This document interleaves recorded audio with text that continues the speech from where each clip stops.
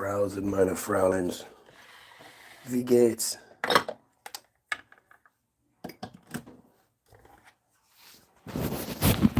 How are things in your world?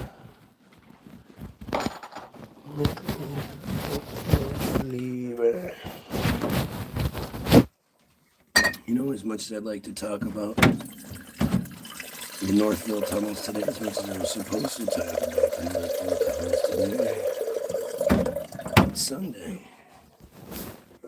Sunday is our day for religion. So today we're going to talk about religion in all of its glory. Because you know it's so glorious. I told you I got blocked. I got a 2-week, Miss Jane. I got a 2-week block because I was talking too much about Rothschild and Israel. That's the thing. That's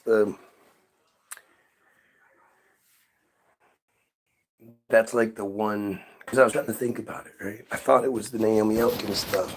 And I think it is to a degree, but when I learned that Jake Shields got his video taken down as well, and it was the one where he talked about, you know, conveniently a week after I do, Rothschild and Israel and the connection there. I mean, the reality is, like, in my case at least, I read you, right? I'm sorry. Well, that's why you sign up to the Facebook page. That's always in the description. Why have you signed up to the Facebook page yet, Jane? Come on. Jeez. But yeah, there's the Facebook page, and then I have another YouTube page that I've gotten going. All you have to do is search for Spaghetti the Cat, Spaghetti the Kitten, and you'll find me. I've been sent from Israel. Yeah, I bet you have. Like, do you guys think that if you make it seem obvious, then that like sort of makes it not as real or something? I don't really understand that one. But like, we know that a lot of you are from Israel. That's just what it is. Yeah, I was looking at it. I'll get into it. You definitely should. Because this is what they do to me. And so the weird part was that it wasn't just the video that I was doing that got in trouble. They went back and found the previous Sunday morning mass hole and tagged that one too. What? What is it, big guy? What? I don't speak cat. I'm sorry, I don't know. I guess I shouldn't be asking him what it is then, should I? It's my fault. You know what? I'm in the mood for a little English-Irish breakfast today. I'm gonna mix the two bags like a fucking psychopath. Feed them all into the wood chipper. I kinda, but I think that's a little too easy, and that doesn't address the problem. Like I've always said, we as a society need to address the fact that there are psychopaths among us. That there really are people out there that enjoy hurting people, that enjoy raping people, you know, that are the worst of the worst, that are things that you can't imagine being because you're a good person. And those people, you know, they fight with those emotions. They fight with those things. And you know, I think most of the time they win, but sometimes they lose. And when they lose, you know, that's when we get the crazy thing. Sorry, I started thinking like my voice sounds crazy. I should record one like this. I think I'm going to record today now. I found some motivation.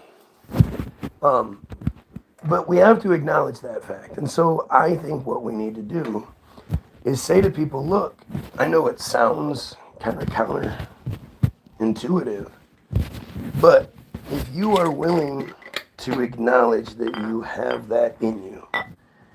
And you are willing to go into our program where you're monitored for the most part. You know, nothing super invasive or anything like that, but just people keep an eye on you. And as long as you don't do anything to an innocent person, whenever somebody fucks with a child or, you know, rapes a woman or anything like that, whenever somebody violates that law, these laws, then they get given to the person on the list. And no questions asked, no nothing, right? You're allowed to be on the list, and then the only thing is if they escape or if they do, then you're held responsible for it. So you have incentive to fix the problem. But you know, we have to acknowledge that, and by doing that, we not only provide a terrifying option for those who are willing to, you know, at this point, I get a little slap on the wrist, what's going to happen to me? Well, now you know that you'll be given to somebody just as psychopathic as you are, maybe even worse. And they're allowed to, you know, starve you, beat you, pummel you, rape you, do whatever they want to you because you have violated our code of conduct. And by providing the people that say, look, I have this in me with an outlet, you're also eliminating the risk to the average person, right? And so we fix this problem on multiple levels, not just, you know, like the friars love to attack Sean Mundy. I saw it firsthand, and it was really weird to see it, know what I'm looking at, and watch as someone, you know, because Mundy's kind of dumb, right? Like he's a halfie, but he's a Christian, right? Like he does the predator catching, but then believes that God and blah blah. Like if you are out there and you're seeing these predators firsthand, what they're capable of, and how how common they are, because I said that to him too. I said you need to start all of these predator hunters. They need to start posting just how many people hit up each profile. Because it's one thing to say, oh, look, they caught the guy, and then you kind of feel better about yourself or whatever. But when you realize, like, each profile that they make gets hit up hundreds, if not thousands of times. These are people that just don't have the, I don't want to say balls, but, you know, compulsion to go into an obviously fucked up situation. But they'll take pictures. They'll buy pictures. They'll do all kinds of crazy shit. And that's what people need to understand, is that this is your friends, this is your neighbors, this is your family. And he was like, yeah, you're right. You know, lots of people, there's way more people than people realize that hit up the profiles. And so, you know, we need to take this a lot more seriously. And like I was saying, I was watching as, to me, obvious act.il / Rise app / Israeli friar bot profile. Not necessarily bots, because there's humans behind it, but fake profiles. The main one was a guy called Christian Hunt. Christian Hunt. And he didn't catch it, of course, because again, Mundy's not the brightest. Like, he's got a lot of, I don't know. I don't want to shit talk the guy, because I think what he does is great. But you know, I'm just trying to be realistic about things. And so he you know, he keeps going back and forth with this guy who is egging him on by saying, why aren't you like Alex? Alex gets convictions. Alex is the good guy, right? And it's so obvious to me. And I've said this for actually a long fucking time. Why is Alex Rosen, Gordon Flowers, why is Alex Rosen the number one independent predator catcher guy?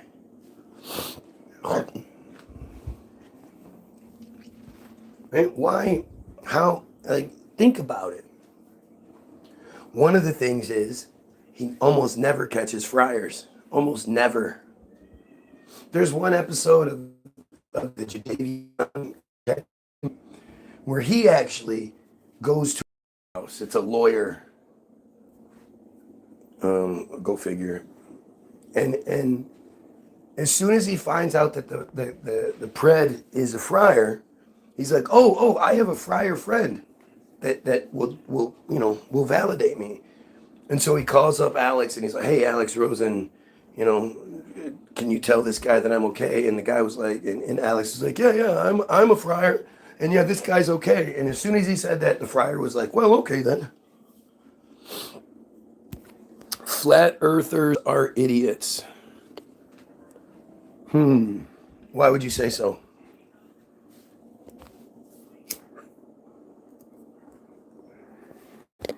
I mean, it's just such a weird thing. Why does the earth shape argument upset people so much? I'm literally talking about pedophiles and this, that, and the other. And this guy comes in and he's like, oh, yeah, pedophiles are bad, but flat earthers? Oh, my God. When this guy, there's no way he can have the debate. He can't have the argument. He doesn't know anything. He's just sort of saying something. And let me guess, you're a dumbass Abrahamic religious follower, right?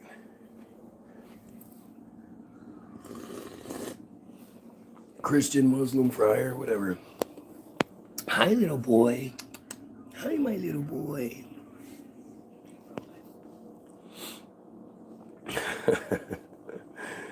That's a big dog. Because I can see it's round when I look at the horizon. So you're the only one? You're the only person on earth that can see this? Man, it's too bad nobody else has your eyes, huh? Gosh, it's something as simple as I can see the horizon. I can see the curvature when I look at the horizon. What a dumbass. What a dumbass. Even the round earth community doesn't say that. They'll say the earth is too big for you to see it at the, you can see it in the horizon. That's why you can't see it in the horizon, because the earth is too big. That's what the community says. But this is the dumbass shit, man. This is the dumbass nonsense that ends up coming anybody's way who tries to have this conversation. She wants to be outside. The only she that goes outside? And I figure at this point, since she's so sketchy, it's not like anybody's going to take her because she'll bark at her. And then the little boy is somewhere around here. Why?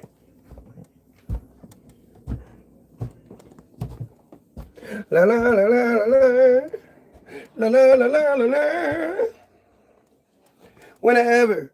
I was watching that Saturday Night Live clip of Ariana Grande singing like all of the other broads, all the other famous people. She can sing like all of them.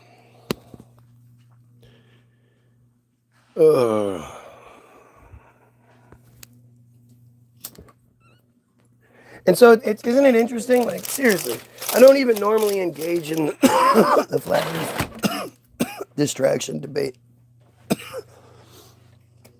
because I think of it as a fucking distraction. But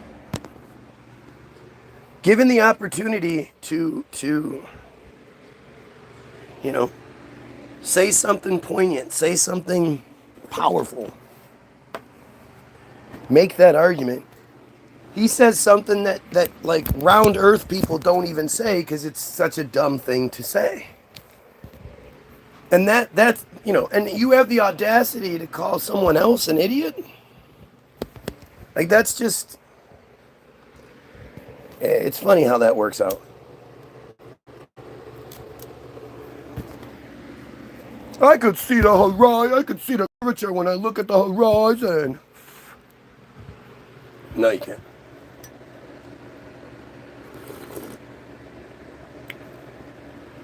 But, what do you expect from people that are literally like they're trolls? They consider themselves a troll. Their idea of a good time is to go onto a social media page, look for people talking about the truth. Spaghetti. And try to fight with them. I'm gonna fight with you. Like that's your idea of life. You want attention, but you can't provide it for yourself. You can't, do your own feed or anything like that. It's just so strange.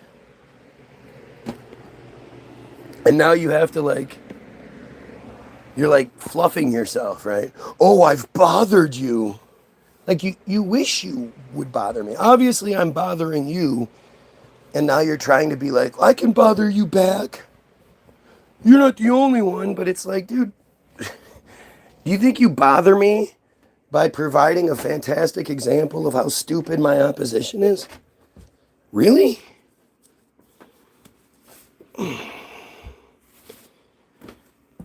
Oh, I'm your biggest fan.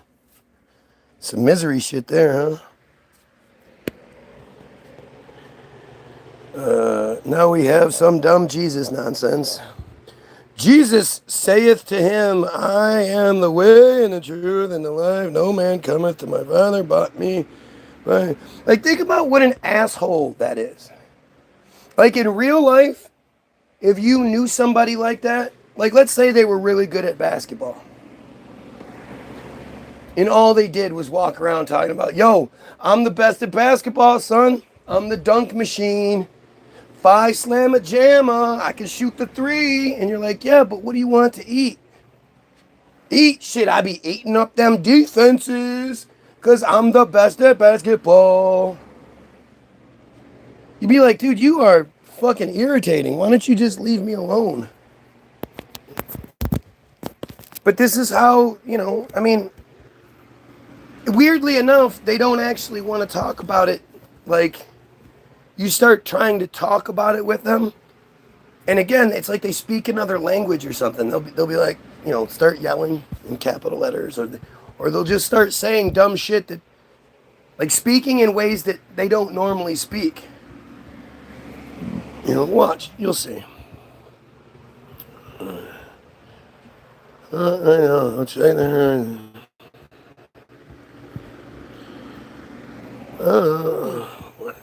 You can fuck yourself. I don't care about your apologies.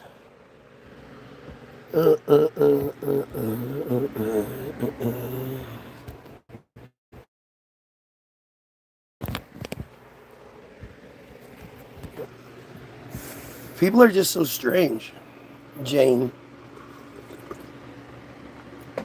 Isn't it weird how, for somebody that's wrong, I'm wrong, right? Somebody that's wrong and crazy and all this shit, how come they can't do a better job? How come they can't do a better job of debunking or even engaging me?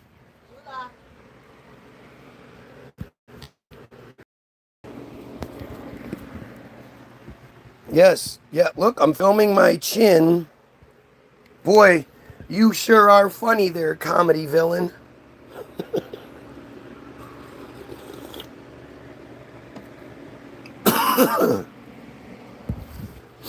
As always, it's always interesting to me how, when I'm talking about, us Goyim unifying and overthrowing the friars that run the show and promote the pedophilia, perpetuate the pedophilia, They never seem to have anything to say about that shit. Right? It's just so strange how desperate they are to change subjects, to do anything but be like, yeah, we do need to kill pedophiles, right? Who is that? Who do you think that is? You know, I really highly encourage you guys to look into act.il. And it's, you know, if you try to search it, it'll just take you to a dead link. But if you search act.il app, then you'll see the stories that come up about it. And I provide you with the, you know, the Wikipedia link, which is great. And the Wikipedia link will take you to one of the stories, a really great actual article out of the jewishcurrents.org page. So you can't hide behind, oh, it's just anti-Semitism or something like that. It's not. It's a flex. They're bragging about it. And you see that, you know, when you understand, like, just how fucked up this all is, it makes more sense, especially shit on my page, right? Oh, I know it proves your point even more. Yeah, everything does. Everything does. Anybody that's here in a negative capacity, and yet they don't actually address anything, it proves the point even more. You know, it's one thing to have people agreeing with me, right? Because people agreeing with me, it can be debunked with, oh, those people just agree with anything you say. So you get that. Then, if you have people that are here and they're arguing with me about at least the content, well, then that's one thing. But when you're here in a negative capacity, you're here to try to disrupt and derail the feed. And instead of doing so, or your efforts to do so, make me look better, because, you know, why not just debunk me? Why not just make me look stupid? If I'm saying stupid things, then point it out. Make me go, well, let me try to change the subject. And the fact that you have people that are desperately here to try to disrupt, and they can't, that drives the point home even harder. Because these guys aren't just sitting on some great argument waiting for me to say the right thing and then they're going to spring it. And until that point, they just say dumb shit. That's not how this works. If these guys could debunk anything I'm saying, they do it in a heartbeat.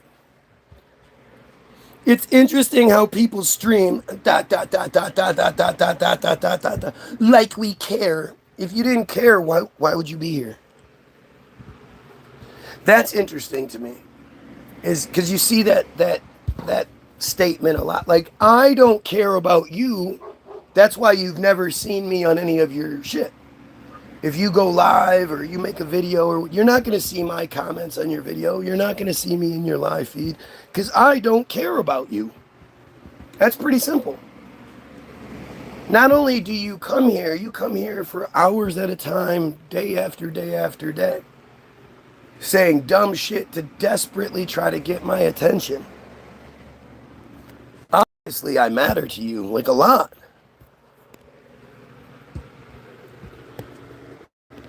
People are bad, the church isn't.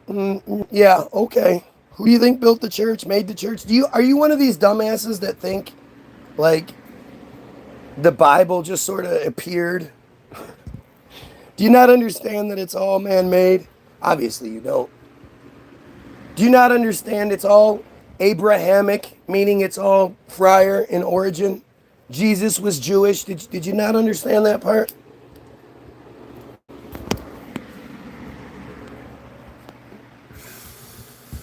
Like, you're so stupid. Jesus is not wrong because some people have been in the past. What are you talking? I will pray for you. Please, with, like, whatever. Like, with all I can ask of you is to not pray for me, right? If you honestly believe that your God answers prayers, which, again, God doesn't answer prayers, God answers tithing. So if you're going to do anything, you got to tithe for me, not pray for me. But let's just say God answers 1 out of every million prayers you make. I would hate for that one prayer that gets answered to be something about me. Especially when your church is constantly caught raping little boys. Little boys. The Catholic Church is all about the little boys. Friarism, it's all about little girls. But in Christianity, man, in Catholicism, and you guys, raping little boys is like a pastime for you guys. Thanks, Frank. High on crack, yup. Anybody who's speaking against pedophiles must be high on crack, right, pedo?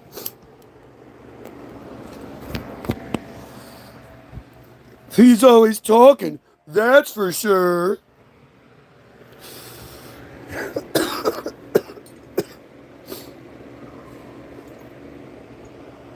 swear it's so goofy. Friars and glowies? Don't know what that is. Yup, crack rock again. Like, seriously, imagine that's all you have. That's the only argument you can make. Nah, that's crack. Because, you know, people smoke crack out of pretty pipes. And you like crack when people smoke crack. You know, that's how that works, right? It's not like, you know. I mean, it's just so stupid. It's so desperate. And I bet that most of these people would identify as Christian. Christian or friar. You know, I don't get as many Muslims as I should. But Christian or friar. And especially the ones that identify as Christian. Isn't it funny how instead of having reasonable, intelligent conversation, instead of making points, instead of, you know, saying something that they could be proud of, it's just weirdo crybaby bullshit all the time. I just find it so fascinating, man. How do you, like, I get that a lot of you are act.il, but why doesn't act.il do a better job, I guess, is my thing. Goyim United, Team Goyim, all day, every day. Yeah, please don't pray for me. Like I said, it doesn't, you know, there's no God, none of that shit. But let's just say it was true. Again, I would hate for you to waste that prayer on me. How about you pray for all the children in Lebanon, in Gaza, in all of the surrounding areas that are being killed by God's chosen people? Why don't you pray for them? Pray for the child that their family has been killed. They're on their own. They're like 7, 8 years old. They're hiding out in a building just for some sort of shelter because everything else has been destroyed and this is like one of the last buildings left. Israel falls the building on top of the child, but the child doesn't die. All their bones are broken and all this other shit, but they're not dead. And it takes another 2-3 days for them to actually die from what's happened, from either starvation or thirst or whatever. And those are Christian children. Why don't you pray for them? Because your God doesn't seem to give a fuck about them.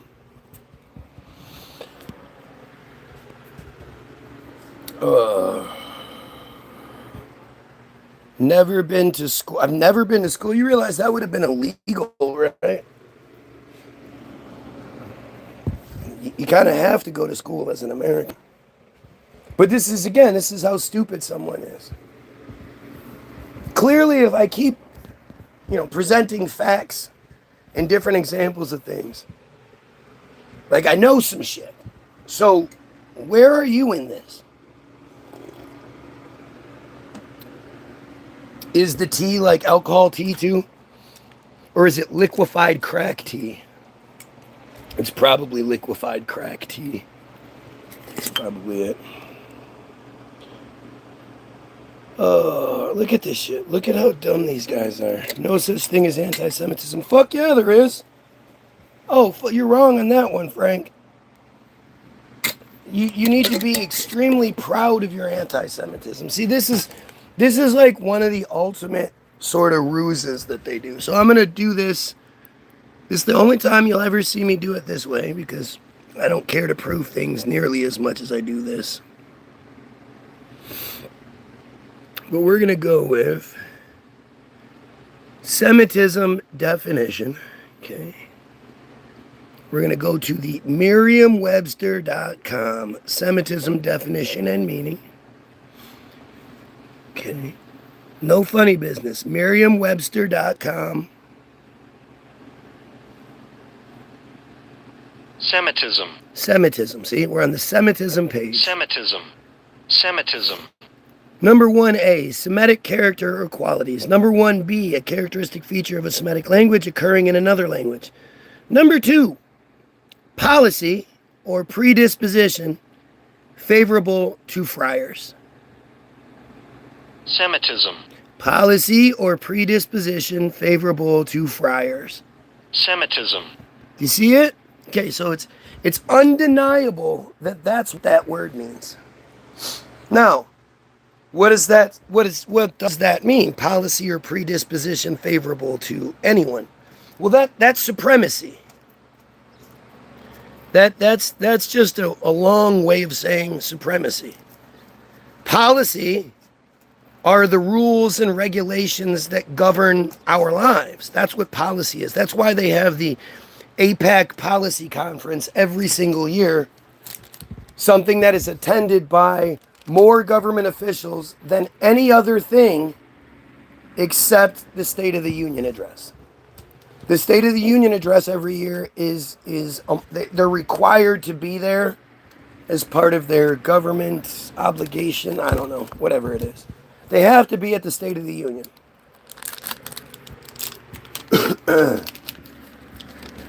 Nothing else, whether it's voting on our rights, on wars, on fundraising, whatever, nothing else brings as many Republicans, Democrats, moderates, blah, blah, blah, all of it.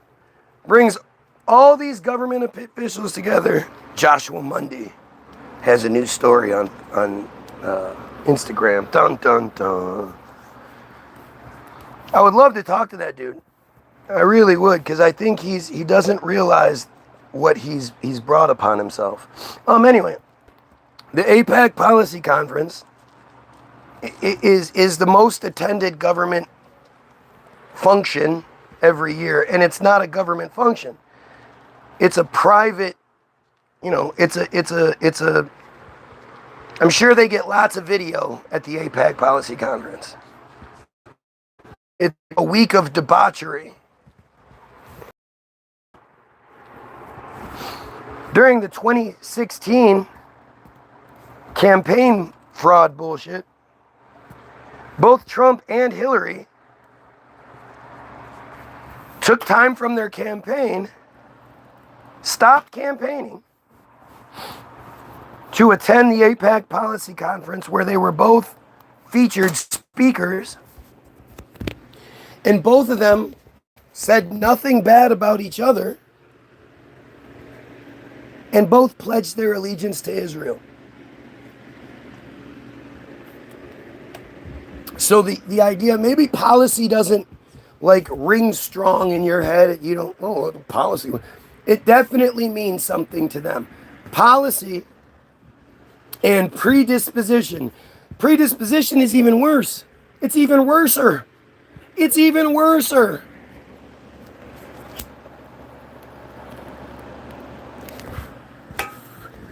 If your mom's family all has cancer, mother, grandmother, aunts, uncles, blah, blah, blah, they all die. Or at least they have a bout with cancer. It doesn't matter if you live the cleanest, healthiest life you can. No smoking, no drinking, no drugs, only good food, blah, blah, blah. You have a predisposition to cancer through your mother. So predisposition is essentially genetic programming. So Semitism means that the laws, rules, and regulations, along with the genetic programming, is favorable to them. There's no other word that equals that. There's no other, there's not like a Muslim word or a Christian word that says we deserve all the favor and praise and policy and predisposition. Nobody else gets that. And Semitism as a word has been around for a very, very long time. It's really interesting when you start to look into the history, especially if you ask Grok about it, because we all know who programs Grok. But Grok will tell you that, it was coined in the 80s as a way of hating the friars. He hated the friars and yada, yada, yada.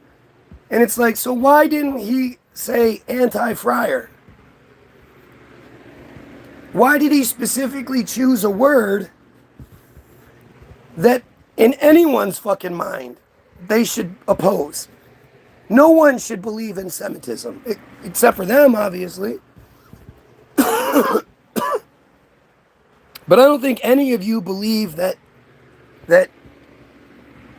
they are more special than anyone else.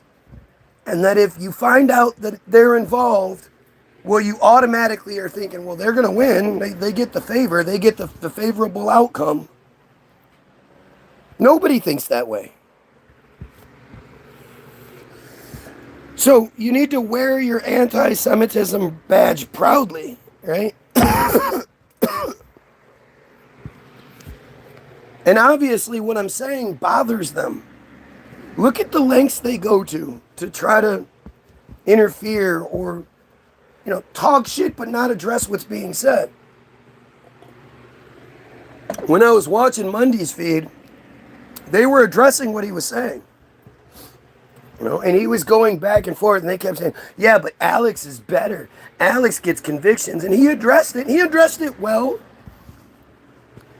Maybe he went a little too long, and he just didn't realize he was being gaslit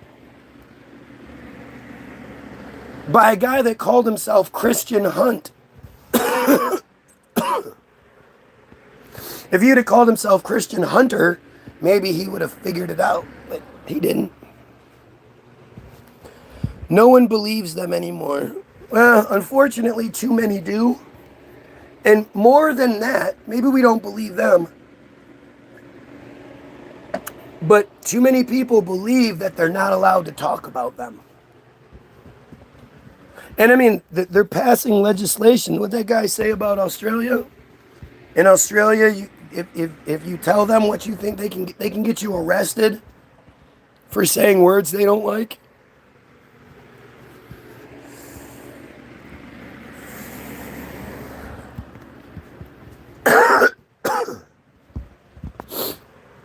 Like, this is, that you don't pass laws preventing people from talking about truth.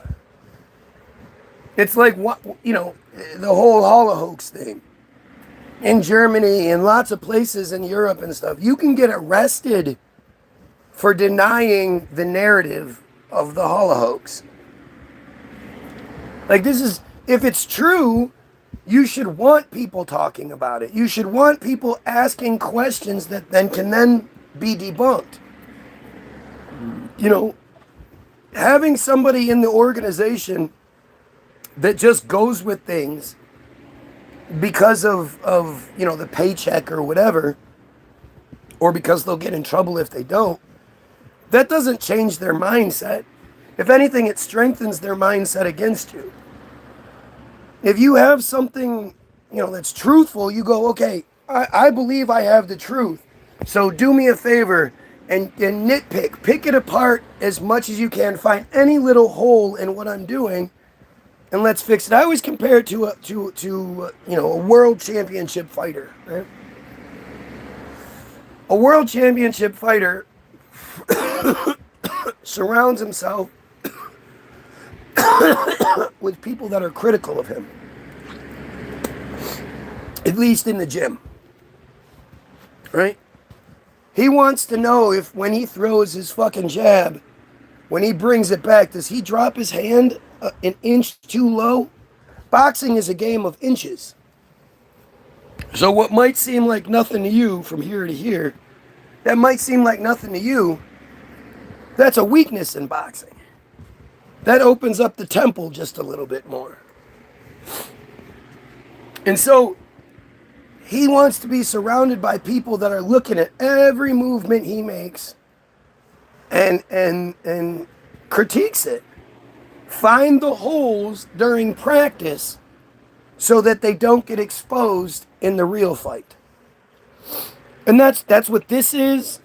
You know, that's why I do what I do, is I'm always hoping you guys will find the holes in what I'm saying. Right? Pick apart what I'm saying. Pick apart what I do. Make me look stupid so that I can fix it. I don't ever want it to be where I actually get the opportunity.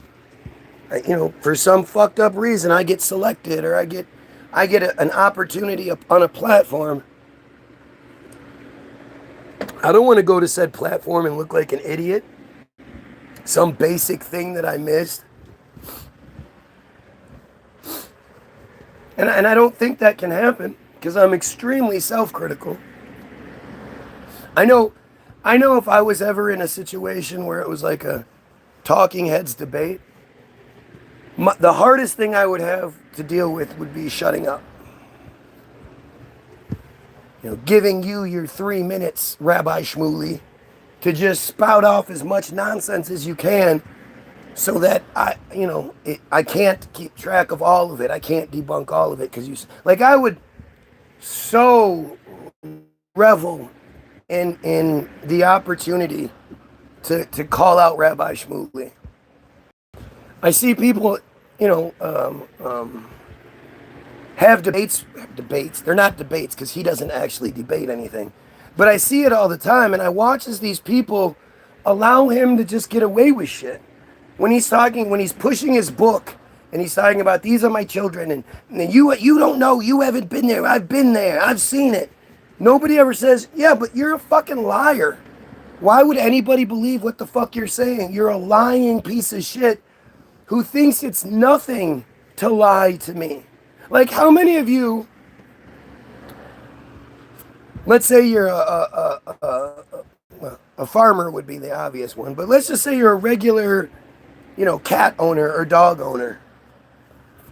Do you feel bad when you have to lie to your animal, your pet, your cattle? Do you feel bad about that? Especially if it's a serious situation? Do you even think twice about it? No, because it's the animal. What the fuck? Who gives a shit? And I know a lot of you love your animals and whatnot, but you'll lie to them all the time.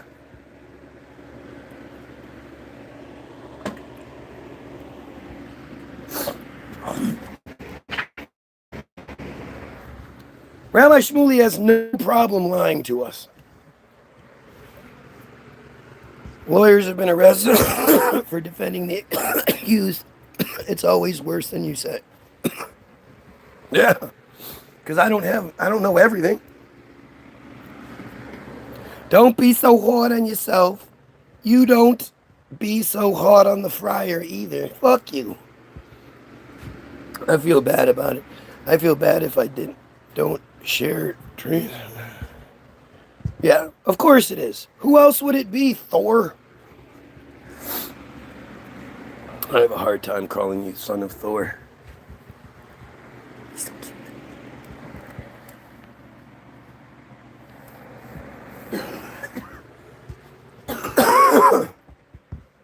At the end of the day, you have to really just put your common sense into this.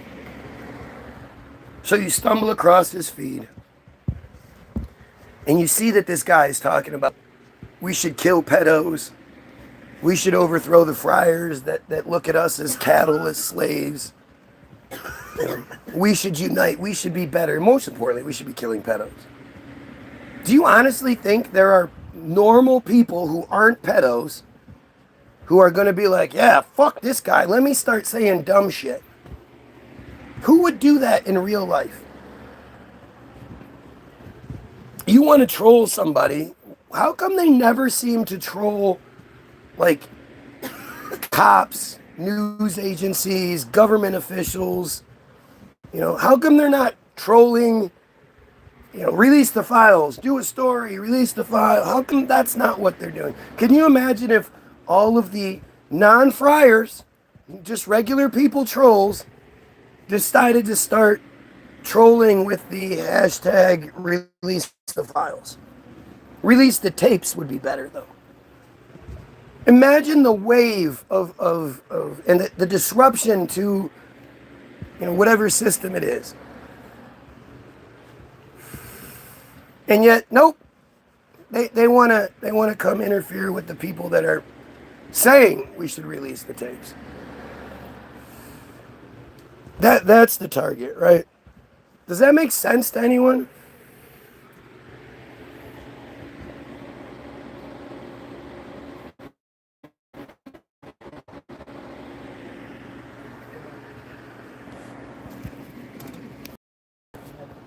Sure you do. Hanta. Because you never talk about being better. You do drugs all day long. Who thinks that's a friar? Me. Never talk about being better. You don't think eliminating the friar cult, would make everything better? Peaceful was trending hard. You will the black blue one go. What the fuck are you talking about? Speak English. Sprechen Sie English. What is English in German? I don't know. I think it's English. I think English is English everywhere. I think it's just English. No, in it's Anglais. Then I'm wrong. Starts with an A and an E.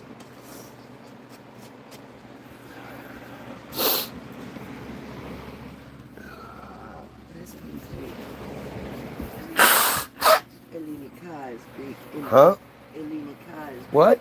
Ellinika is Greek. Ellinika. Is Greek in Greek. Ellinika is Greek in Greek? Ellinika. Well, the Japanese don't call Japan Japan. They call it Nippon. Germans don't call themselves Germans. They're Deutsch. They speak Deutsch. They're from Deutschland. Greece, I think, is Hellas.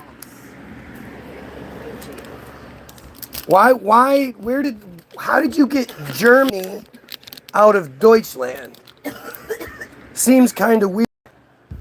Except if you apply it to the narrative, like our concept of Germany, of the germs invading, just happens to coincide with the idea of there being germs, that germs cause sickness. And when you look at, especially at the time, World War I, World War II, they're both about Germany. You think that's just a coincidence? The Germans are coming, the Germans are coming. You know that for all of the history of mankind, up until the late 1880s, not just Europe, not just everywhere believed that you got sick from miasma, which translates to bad air. That having a bunch of dead animals laying around could get you sick. But they didn't think it was little invisible creatures that were invading your body. And if you actually break down germ theory, it's pretty dumb. You know, let's every single one of you believes that one day patient zero is just walking along having a good day, and suddenly COVID manifests inside them. Hanta manifests inside them. Somehow. We don't think she's a friar. Think we don't really know how that happens. You know, and again, this person doesn't have it, and then they do. It's not like it comes from outside of them. They have to manifest it. If it came from outside, then other people would catch it from the same source. But once they manifest it inside them, now they're like a spigot. They're like a sprinkler head. And every time they cough or they sneeze, they're throwing out.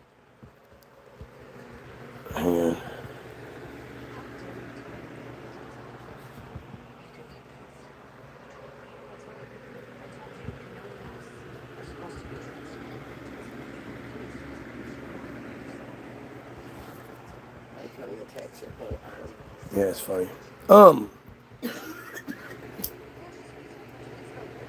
So once it manifests, you become this sprinkler. And so there are two basic things that happen. One is that you cough or sneeze and it's invisible, but it's also like lime green and it's got little red specks in it. You know, you've seen it. The cloud comes out. And now if you're in an enclosed area with no real air movement, that cloud just sits there floating, waiting for somebody else to come. And as they suck in, the COVID, the Germans invade. They go into the orifices. And now this person becomes sick. And they become a sprinkler head themselves. Well, how do you explain Nathan getting it, then Nick getting it from him, then us getting it? I have no idea. You know, it could be something we ate. It could be something in the water. It could be like, you have to think. Spread it from person to person. Do you? It works, yes. If that was how it worked, then that's how it would work all the time. And it doesn't work all the time. And we don't get the same thing. You know? We don't end up with the same symptoms. Because everybody's physiology is different. They're, you know, my sinuses are weaker than your sinuses. I have more sinus issues. You know what I mean? Like, maybe. It's just biology. It's science. Okay, but again, so you say that, but then what you're talking about, what we end up talking about is an intelligence. We're dealing with an intelligence then. Because the sickness that comes out of the body, you're 98 point whatever, that fluctuates, but you're around 98 degrees. Cold season isn't in the middle of the summer when it's 98 degrees. It's usually around the time where the temperature fluctuates between the 30s and the 50s, 60s, whatever. So this thing that manifests itself in a wet, hot environment comes out of the body into a much colder, you know, I mean, in some cases we're talking about, you know, the 30s. That's when, you know, especially the fall flu season. The spring flu season, it's a little different. It gets colder at night, but it warms up in the daytime. But, you know, this cloud that is outside of the body that you're waiting to walk through has now changed its entire environment. The temperature, the consistency, it went from liquid inside to dry air. dark. It's dark inside your body. Now there's the disinfecting sunlight. Right?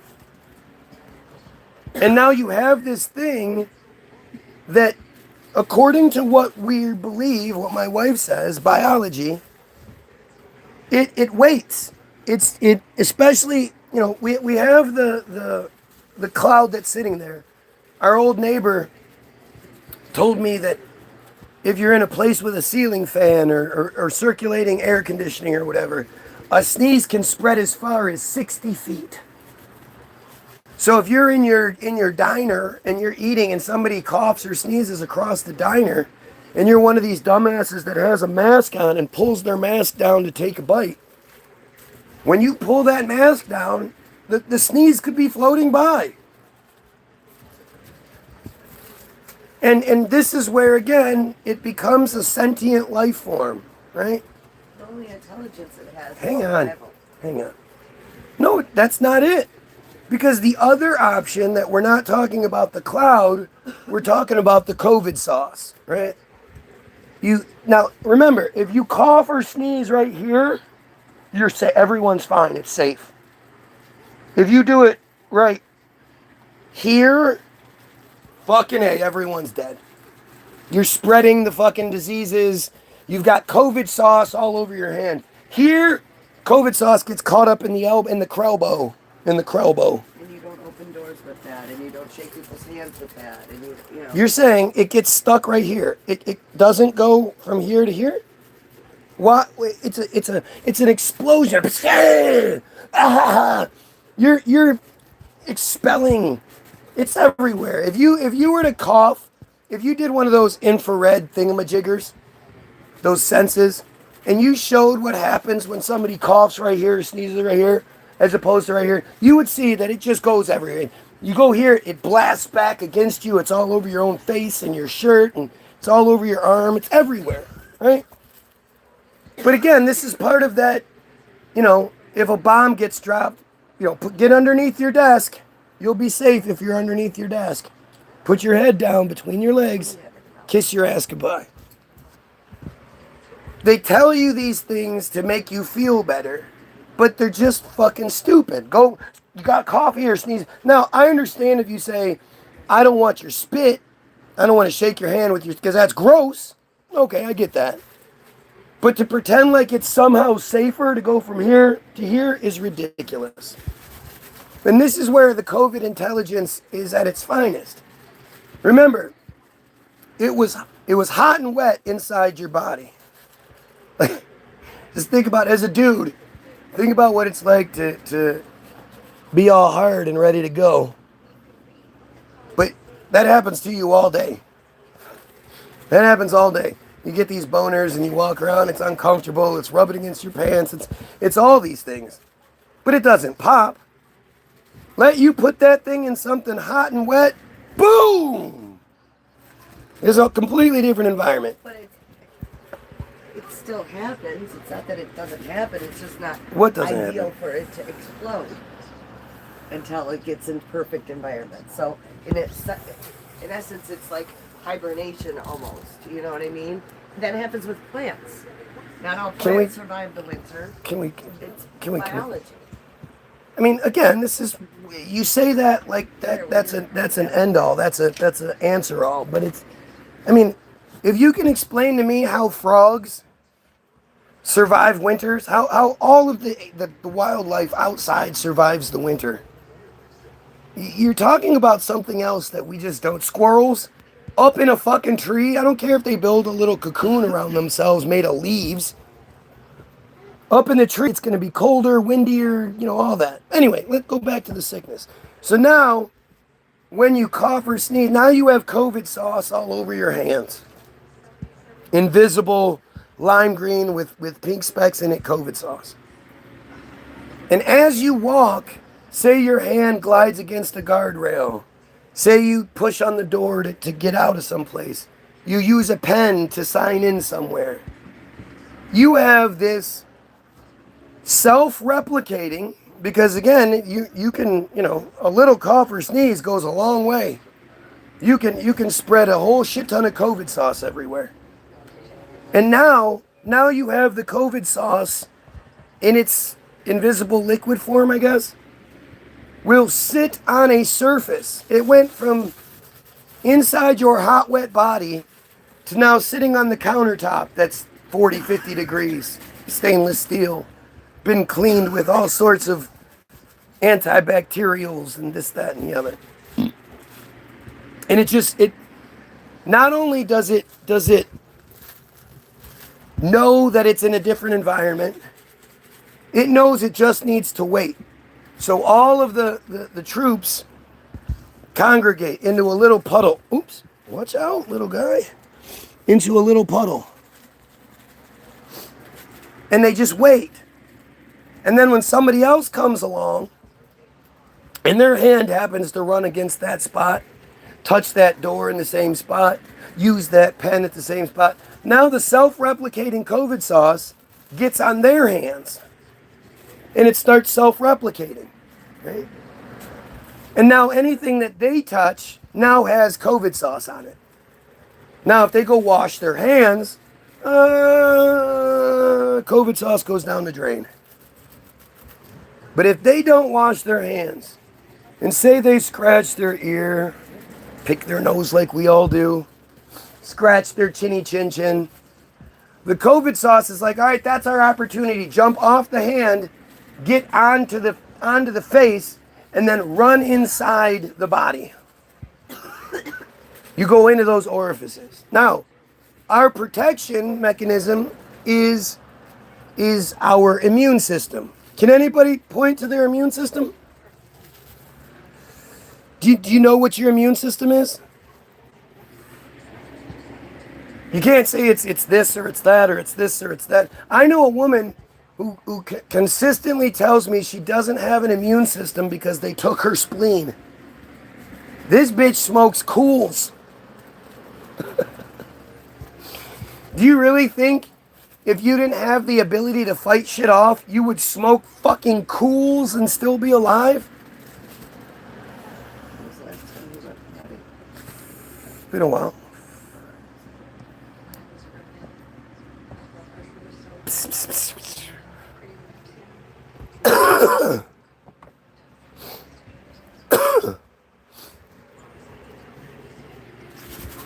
I mean, think about how crazy that is. So,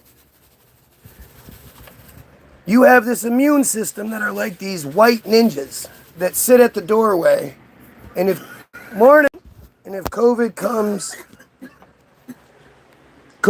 through, or whatever comes through, and it's powerful enough, it'll overwhelm those white ninjas. Unless, of course, you give them the steroids.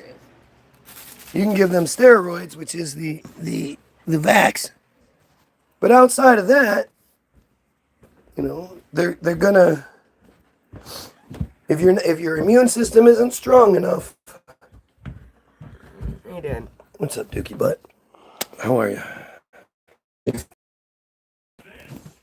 Sure.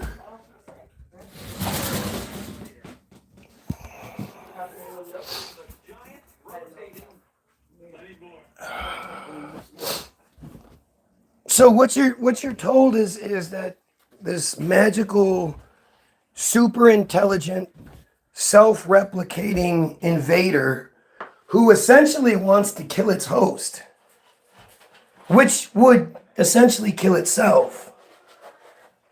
That makes sense to you? That makes sense? You can't see any of it. Of course, you know, somebody can show you a slide and say, look, this magnifying glass. And then, do you see what this is? Look through this microscope. You see those ones that look like this? Yeah, those are the bad ones. Like, it's all just trusting in a system that lies to you and consistently tells you that Israel is the good guys. Until I live in a system that has enough common sense to say that, first of all, no one is chosen, that dumb bullshit has nothing to do with government and all that. Like the fact that there's supposed to be this separation of church and state, and yet somehow one religious cult is above everyone in the fucking in the world. Like, that just doesn't make any sense. Daniel, what? You missed it yesterday. Hey, here, this one's yours now. Hello, Mr. Getty, sir. He's probably going to go to sleep. He probably needs a bottle, actually. And he already had drops. He already had drops. Are you going to... Huh? Nathan. I mean, this is the thing. This is where it... Like, if... How many of you exist in a world where people lie to you and you still believe them? If I catch someone, or if you catch someone in a flat out fucking lie, they tell you, I need to do this, you're gonna benefit from this, but I need you to give, I need you to sacrifice, I need something from you, whatever. Somebody makes you some promises, something, and then they renege on it. And not only do they renege on it, it's not like they go, oh shit, that was an accident, I'm really sorry. They're like, yeah, well, I'm allowed to do that because I'm just better than you. How many people would do that? How many, if today at 4 o'clock your doorbell rang and you didn't bother to open up to look through the peephole, you just open up the door like, yeah, how can I help you? Even if you look through the peephole, you see somebody just standing there. Yeah, how can I help you? Open the door. Blah! They blast you right in the fucking nose. Run off. The next day, if the doorbell rings at 4 o'clock, shit, if it rings at any point, you think you're going to be more leery about opening that door? Or are you just going to go open the door up again? Hello, how can I help you? Same person. Blah! Runs off. How many times does that need to happen before you adjust the way you do things? Before you recognize that person and you're like, I'm fucking that person up on sight when I see him.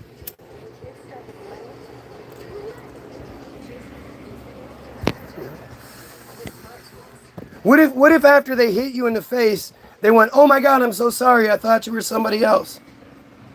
And then they did the same thing the next day.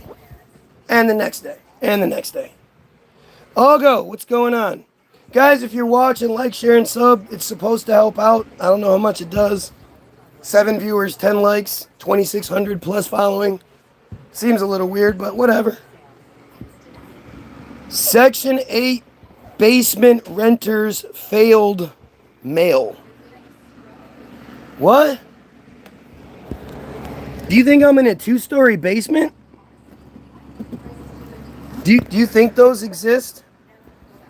2 stories above ground? Are you desperate right now? Are you a dumb friar?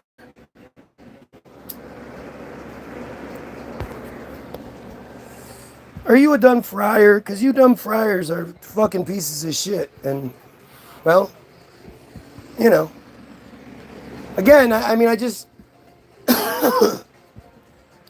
like, when we look at things from a common sense perspective, there is no goddamn reason why anyone should ever trust anything Israel has to say.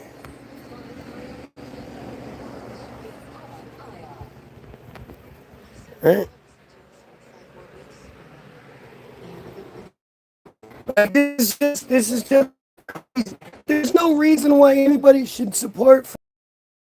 There's no reason why any of you should believe in God whatsoever. Somebody just said that I should mention the Jesuits. Yeah. I don't care about the tentacles. I do, but like everybody else is already talking about the tentacles. I can make videos all day saying Jesuit, Jesuit, Jesuit, this, that, and the other. There's only one group that if I make videos where I say that I have to say something else because they'll use it to shut me down. I have to create my own term, which is friars, because they'll shut me down if I say the actual thing. There's only one group that if I read you the Wikipedia history of this group and how without Baron Rothschild, their shit wouldn't exist. Like Israel wouldn't exist. That gets you in trouble. I could talk Jesuits all fucking day. And again, there are plenty of people talking about the Jesuits. This guy says, created in 1534. The fact is, you still believe in 1534.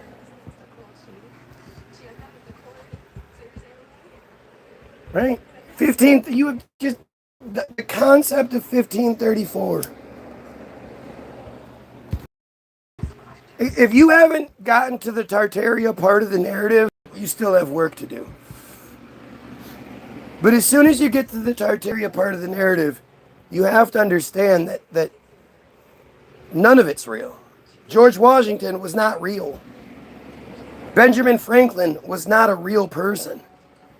These are ChatGPT characters that the writers of the history created for the narrative. None of it's fucking real. That's why everything happens in the 1800s. The friars appear in the 1800s. I believe that's when they appear.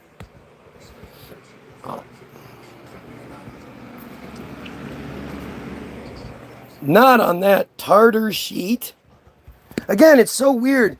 Instead of actually addressing something, you're just crying about me talking about it. Why? I don't understand that perspective.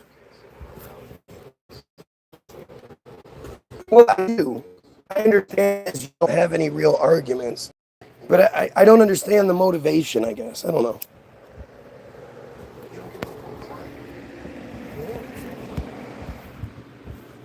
While we're not answering who built this, who built, what was I looking up yesterday? Northville, the town I grew up in, Northville. When they're talking about, if we're not going to address how they built the Empire State Building in 400 days in 1931. Personally, I think the Pentagon is the craziest of the buildings. Built from September 11th, yes, 60th anniversary was the attacks. September 11th, 1941 to January of 1943, they built the entire Pentagon. 7 stories, 2 above ground, or 2 below ground, 5 above ground. Not to mention all the different rings of it. In 15, 16 months. And there's literally no fucking pictures of it.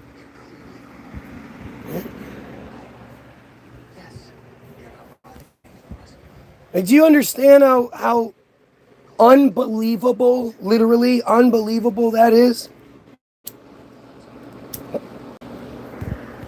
Not a single person decided to take a picture of the Pentagon. 3 of the sections were completed because they built it in sections, apparently. Each side of the Pentagon was built. How do you pour the first basement on top of the second basement before the second basement dries and sets? And we're talking about 5 foot, 6 foot thick walls with steel reinforcements. And how do you do that? This is just common sense shit that most of you don't want to even talk about. But as soon as you do, as soon as you ask these questions and then don't get any answers, why would you believe in Ben Franklin? Why would you believe in Alexander the Great? And, even the history itself, again, let's just put common sense to it. There is no Christianity, there is no Islam, and there is no Judaism, and all of the offshoots and all that shit, without Exodus. Exodus is the key to all of those different things existing. Without Exodus, there is no Moses on the Mount and the 10 Commandments, and which ends up eventually leading to Jesus. None of it's real, right? Or none of it happened. And I'm sure we all know, like, Charlton Heston said, "Let my people go." We all know about the movie narratives of this shit. We all know the parting of the Red Sea bullshit, right? Funny thing about it is, the only history that talks about Exodus is Exodus. The Egyptians have no record of it.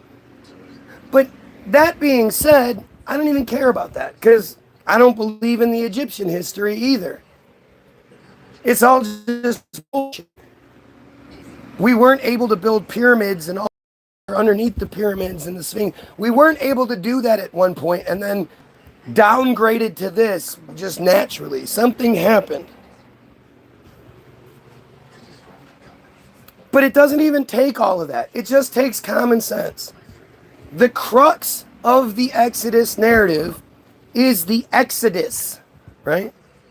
Where you have between 2 and 3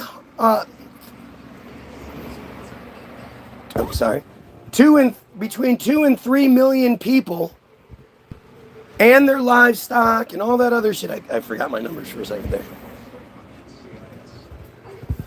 All of that walking around the desert for 40 years. None of you are dumb enough to believe that shit. None of you. I don't even care if you're a friar. You're not dumb enough to believe that shit.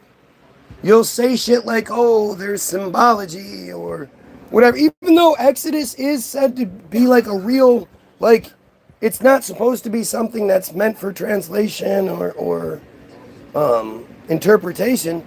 Exodus is to be taken literally.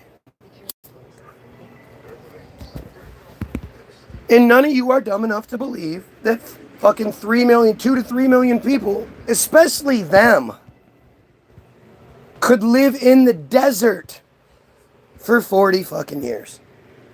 It just, you're not that stupid. I know that. All they would have to do is make a human chain, holding hands and spreading out. And they would have gotten from one side of the desert to the other. It's a small little New Jersey-sized desert. And again, what do you eat and drink when you live in the desert for 40 years? Oh, it's manna. It's this magical substance that appears on the desert floor. Ew. It's a tar-like substance, like resin, so double ew. It appears in the mornings and has to be harvested every morning because it goes bad by the next morning. Except on Fridays, when it will last 2 days because they're not supposed to do anything on the Sabbath on Saturday. So Friday's manna lasts until Sunday. Can you imagine harvesting enough food to feed 2 million people, 2 to 3 million people every fucking morning? And again, you also have to feed the animals.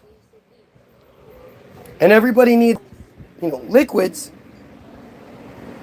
And you can't just stand out in the desert all day long. You'll die.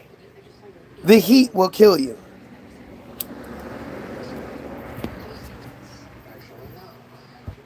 Sure am. I sure am. Don't forget to like, share, and sub.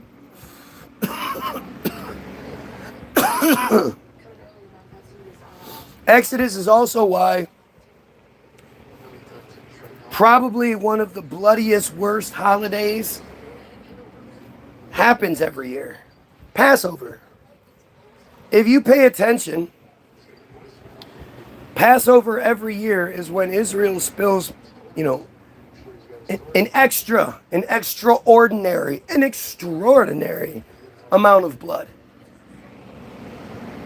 There's always some sort of attack, operation, whatever it is, that happens during a week when they're supposed to be like doing nothing.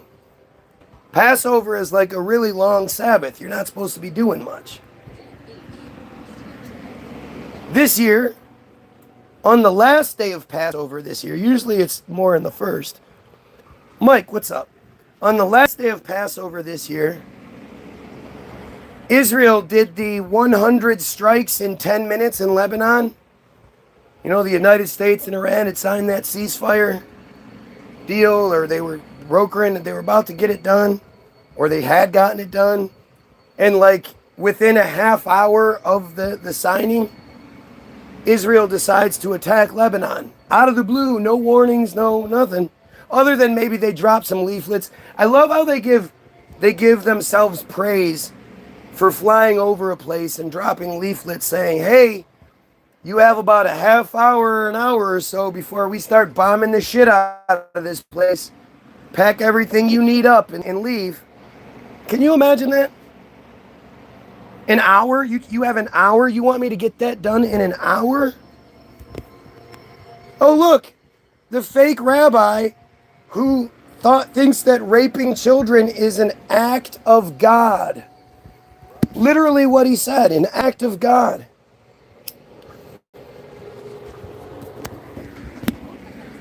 The fake rabbi who thinks raping children is an act of God. Do you think that dude has any credibility whatsoever? Do you think there's anything else that dude can say that's going to wash that one away? Fake, and he pretends to be a rabbi. You know, and the thing is, we've all been programmed to think rabbis are really smart because that's how they're always presented to us on TV or in movies and shit. These really smart, wise old rabbis. They're fucking dumb.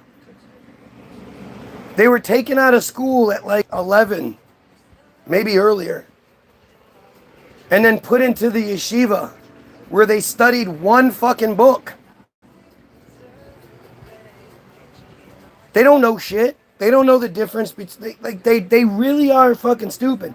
The thing I compare it to, have you ever watched that show, the Gypsy Wedding show? Big Fat Gypsy Wedding? Oh, look. A couple of known Israeli act.il Rise App fucking characters show up at the exact same time. I bet that's just a coincidence, right? What was I just saying?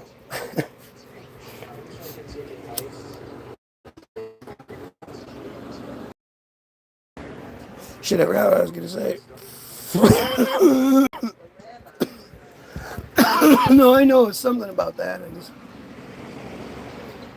Right, they're presented as, but they leave school and they're just dumb. They're really just dumb. That's why you never see any of them come in here. Don't you think by now, especially by now, I would have gotten on some sort of ADL radars? You know, obviously, that's what's happening. Obviously, it's act.il that's here. How come there's never been a single rabbi that comes through and says, hello, I hear you have some misconceptions, some misinterpretations about our cult. I'm here to answer your questions and smooth things over. Because you're asking the same questions and have the same issues that a lot of other people have. So I want to try to nip this in the bud. Not once. Not one fucking time. Why? Because they know they can't. They know there's no, explaining or justifying their shit. Their shit's awful. They know so much about one book, but they don't. Because if you ask them about it, either it's because, I would say it's because, we're so insignificant. It's not like you're going to be out there reading your Bible, explaining your Bible to your cattle, right? And that would pass if they weren't here.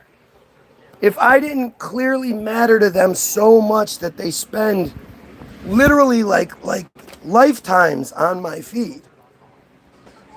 And the entire time they just cry and they it's all just dumb shit. They never actually engage or talk about anything, right? It's a book of love and freedom. It's just so stupid. They're just so stupid. And especially when you look at like their God, Yahweh. Yahweh is awful. Talk about one of the most insecure, just childish gods that exists in the pantheon of gods. And of course, you also have to always take into consideration the micro penis thing. These guys have micro penises. We all know that little dicks make guys, black, white, whatever. They make them these insecure, intolerant. Like ask your chick, man. Ask any female. Have the guys with the biggest dicks been the most tolerant ones? The ones that were most likely to say, yeah, gays can have their rights and I'm not racist. Like, isn't it usually the guys with the smallest dicks that have the problem with things? And I think when it comes to, we all think it's the Asians, it's them. The friars have the tiniest dicks.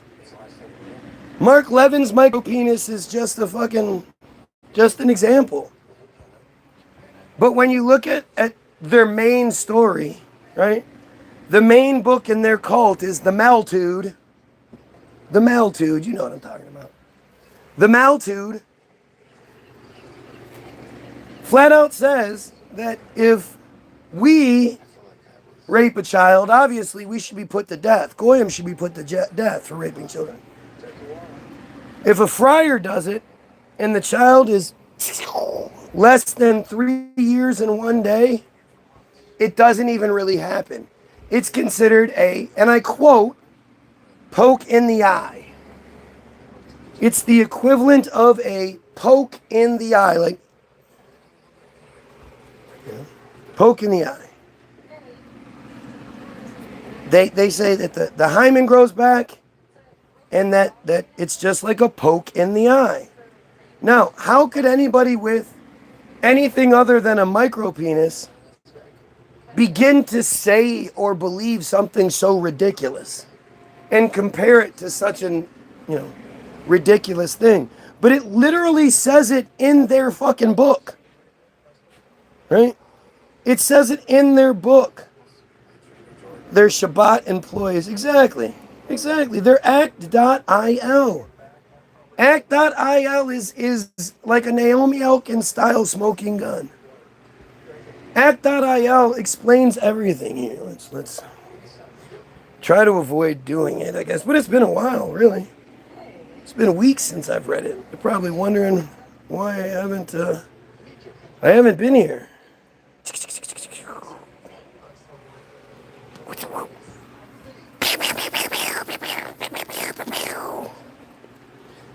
Spaghetti. All right, so act.il. Act.il, Wikipedia page, a locked Wikipedia page, so there's no... You just wrote this. Act.il is a social service used by supporters of Israel to oppose online, quote, anti-Israel content, such as the Boycott, Divestments, and Sanctions Movement, BDS. Its activities were referred to as, quote, no, there'll be none of this. As, quote, an online propaganda campaign and, quote, a virtual situation room of pro-Israel experts. No.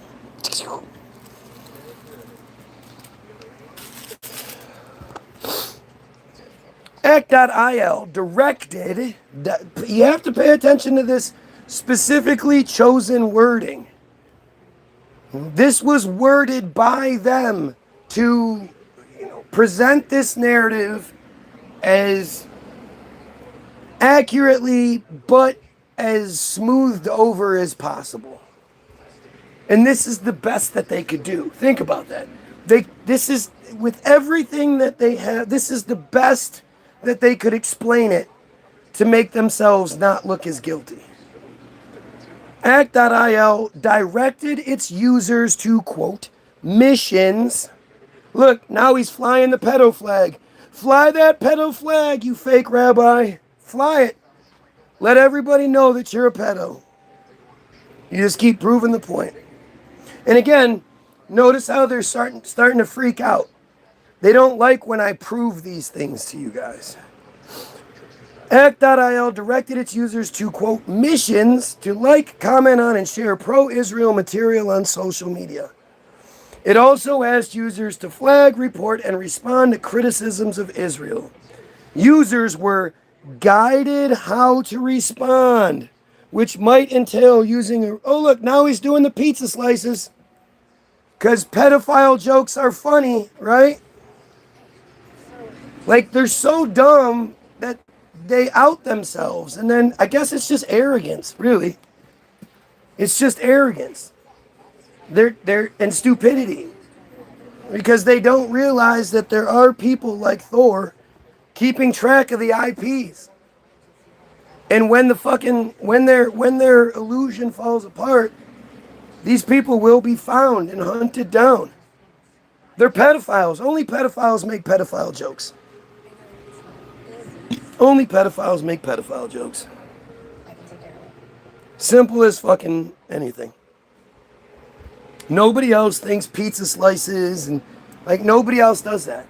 You start talking about child rape and they go, what? I just like pizza. Whoa.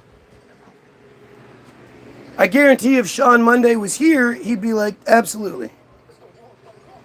Anybody that's into that world knows flat out that that's what they do.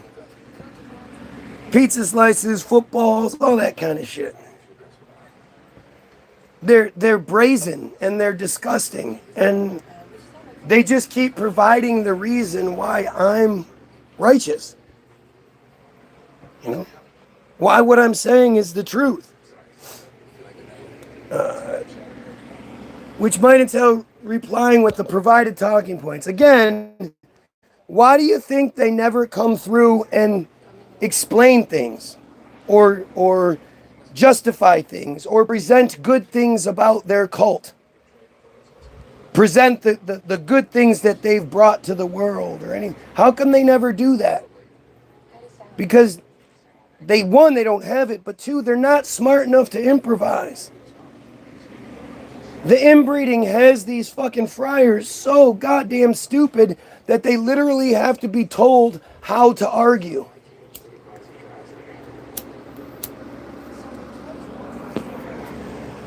And you might not, you might not understand it.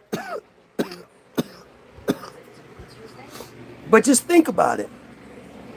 What do you think they mean by using the provided talking points? The app also provided users with ready-made memes promoting Israel's perspective for them to share. This is the key.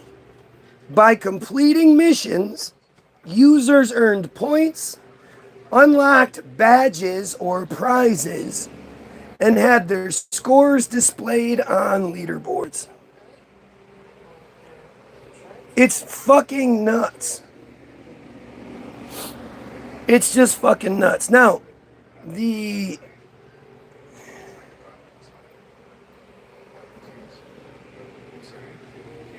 original act.il app was uploaded on 12/1/2021. I don't know. They have the date backwards. 21/12/1. I don't know. I don't know which is the month and which one's the day in that dating system. Is it just a reverse? Or do they also switch up the year or the month and day like the Brits do?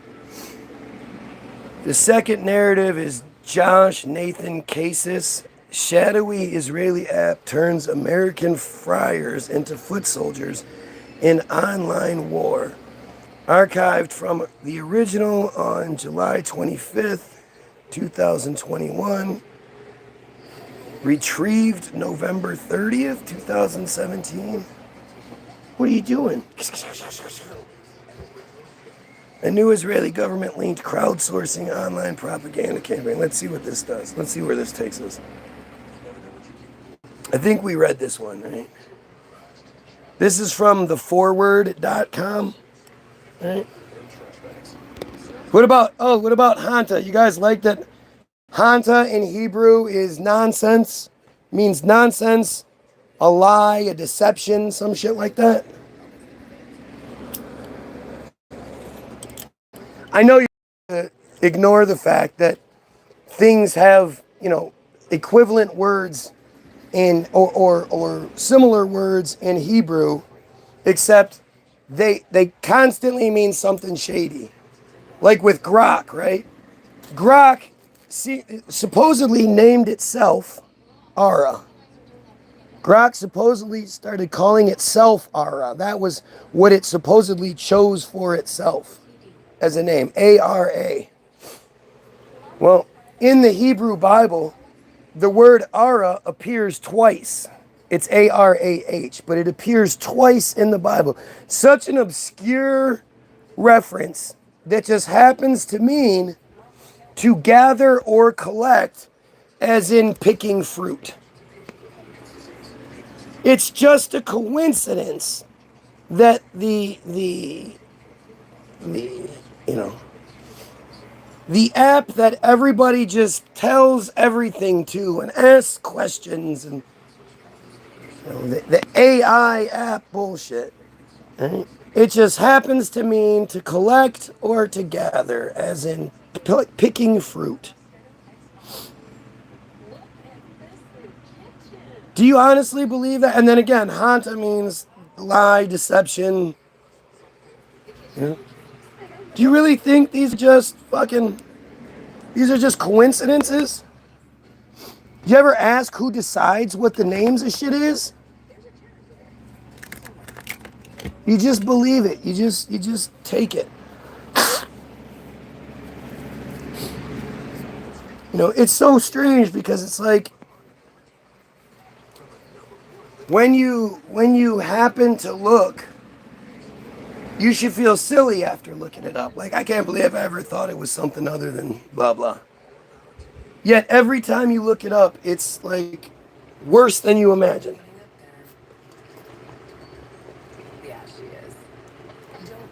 I don't care about that.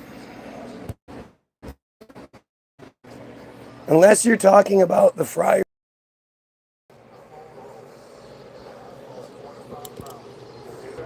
There are all sorts of other people talking about all the other shit. Like that whole, whenever I'm talking and I say, I am going to the store, I put EYE, I'm going to the store. And like that whole distraction, that bullshit drives me crazy. My dude that I said was here, he asked me, was I into gematria? And gematria is something where I go, well, who came up with it? You tell me who came up with it and how they came up with it. And then we can sort of discuss the relevance or whatever. But, there's probably something to it, but it's just like everything else, right? Everything else ends up being a tentacle of the monster. And if you want to kill the tentacle that you're focused on, you're going to have a hard time cutting off that tentacle. And even if you do cut off the tentacle, it's either going to grow back and twine, double its size, My goodness. He's so cute. What you doing, Spaghetti?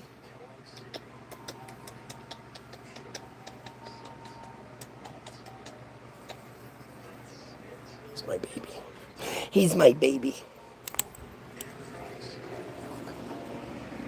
So this is by Josh Nathan Cases.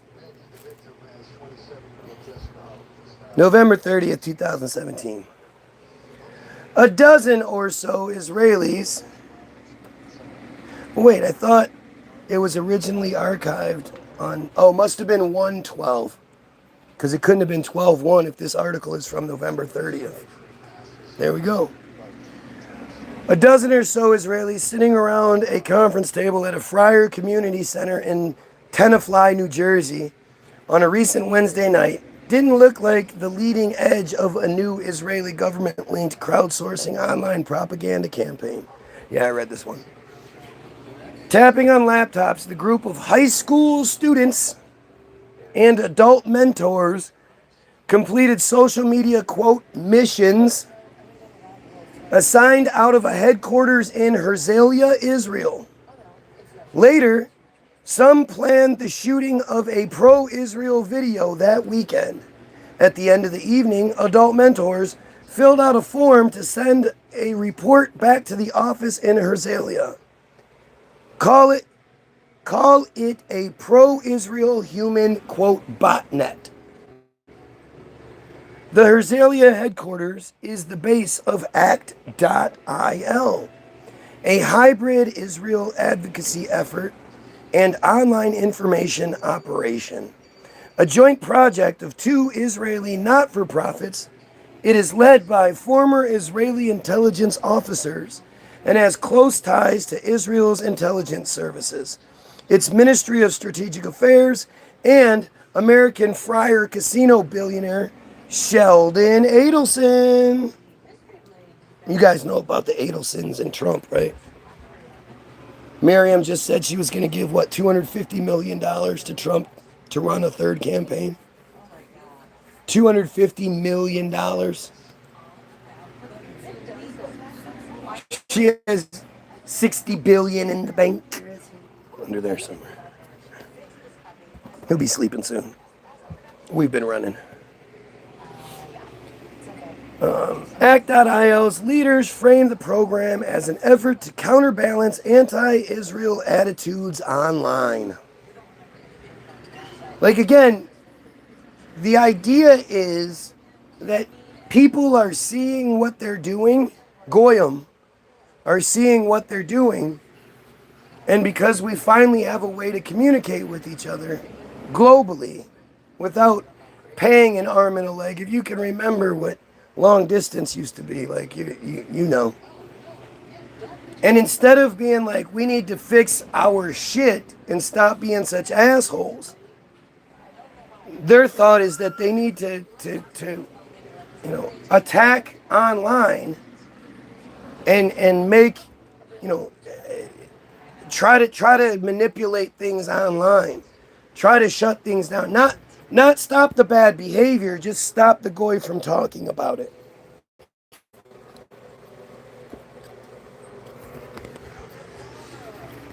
Like, these guys are just the worst. Act.il aims to build a, quote, build a strong and effective online community that will act to change the narrative, said the project's founder and CEO, Yarden Ben Yosef. The project comes amid a wave of Israeli and American friar efforts to push back against the boycott, divestments, and sanctions movement. Because it actually works. Because, taking away their money, it really...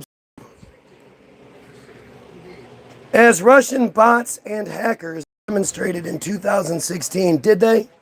Did they really? Does it make more sense that Russia interfered in the 2016 election in ways that nobody can seem to show or prove, or, the fact that they would have, the idea that they interfered with the election supposedly on Trump's behalf, and Trump still lost by 2.7 million votes. It wasn't until the AIPAC, Electoral College AIPAC, stepped in. The swamp that he swore he was going to drain stepped in and put him in office anyway. And of course, nobody talks about that. We talk about the 2020 election and the insurrection and yada, yada, yada. We talk about those things, but nobody talks about 2016. Stop it. Stop it. Stop. Stop. That's a baby. Stop. Be nice. Yeah, I know. You're upset. I know.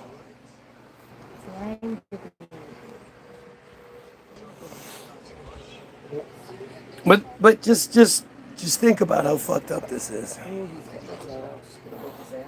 She might need to. So the notion that they did it. Come here, baby. Come here. Come here. It was scary, wasn't it? She's mean. She's mean. Oh, baby. He's just sitting here completely still.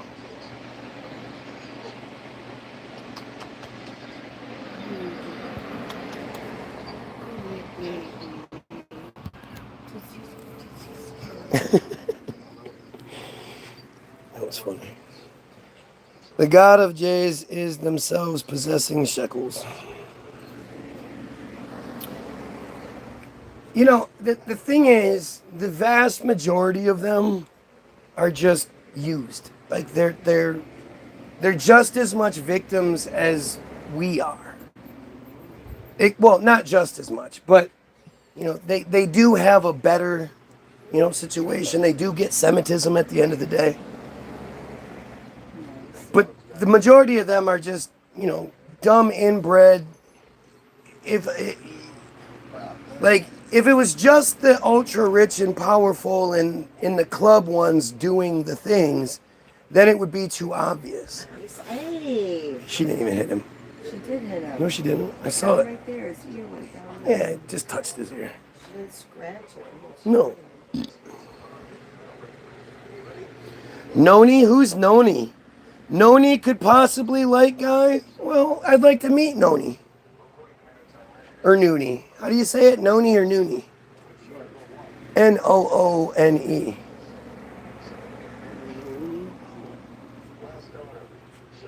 He means to say no one, but he's not smart enough. He thinks no one is one word. That's who's going to talk shit to me. And then look at these dumb comments. People only share the same stupid motives. Yeah. The cult likes raping children, and then those of us not in the cult don't. You get it? Thanks for proving the point. Platforming violent extremism is wrong. Oh, I don't support Israel.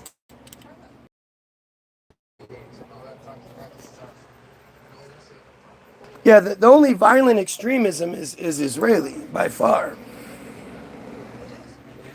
Like, by far. I don't even know of anybody else. They don't even show you videos of, like, remember when they would hire, like, 50 Arabs, or at least probably 50 friars, but then they just put them in balaclavas or whatever, or dress them as typical Arabs, and then they'd be like, okay, now do the Death to America chants, and that shit's not real. It's all manufactured bullshit, you guys.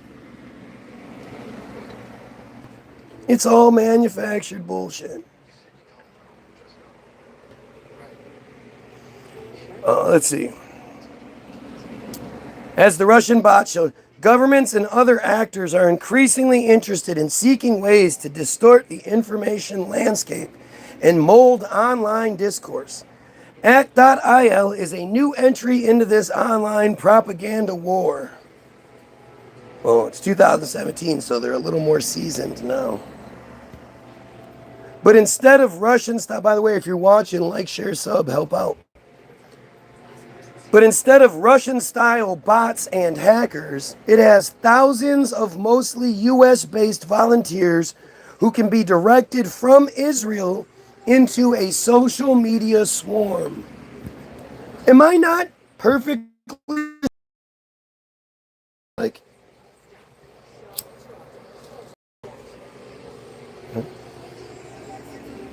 None of these people stumbled across my shit. They're all here on purpose.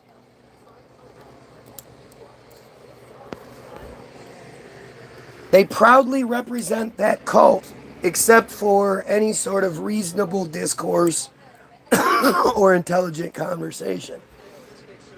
And it's strictly because they can't. You're the foolish one thinking somebody is going to make you legitimate arguments for Santa Claus existing, right? You're the dumbass if you think that's possible. You know, if somebody walks around telling you Santa Claus is real, then you need to go into it like, oh, this person's fucking insane. I'm not going to think this person's going to make any real arguments. Like, give them their chance, but know that, you know, you'd be more surprised by intelligent argument than the bullshit that they end up spouting out. And that's the same thing with these friars, man. They're just dumb as shit. Sirius is a bot that ultimately pushes for violent resolution via prophecy. I rebuke that. Yeah, it's just a fucking... Well, again, they're not bots, right? They're not bots. Like it's telling you here, it is a bunch of friars sitting in a room together, being directed by Israeli operatives. A lot of times it's dumbass high school kids and college kids who need that extra hand. Right? You know, unlocking badges is prizes, but more than anything, it unlocks stripes, badges, literal stripes on their fucking coat, which elevates their position in the cult. That's what they get out of this. And very few actually do. That's what the article says. Like, for the most part, you know, most of them are too dumb. Like, it's a way for them to find actually reasonably intelligent friars out there. Because most of them are just so stupid, it's embarrassing. Like Bowser from Sha-Na-Na. Oh my God, what a dumbass. They tried to shoehorn that guy on us so much. They tried to make him be a dual host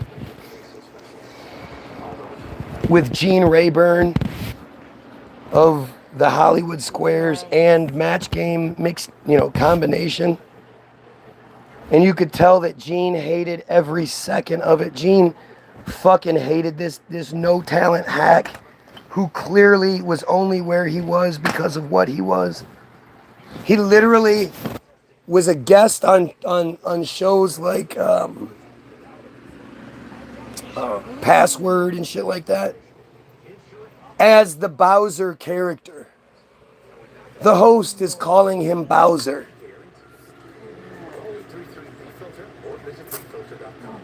And he's supposed to be some tough guy. Oh my God. He looks nothing like a tough guy. If you follow your sheep, if you against your still sheep. What?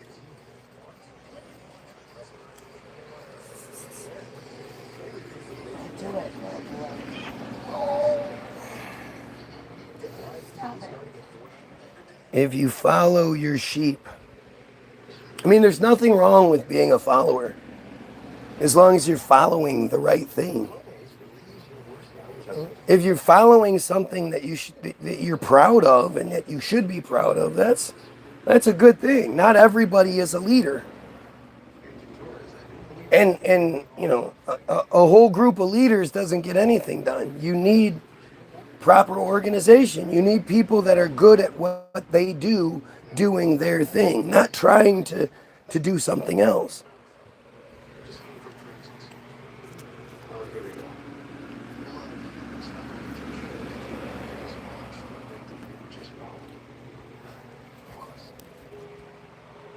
I mean, again, think about this. I'm literally reading you like an article. If you're talking shit to me, you're talking shit about the article. This isn't my theory. This isn't my... I mean, it was. I said this shit existed before I found the evidence to back it up.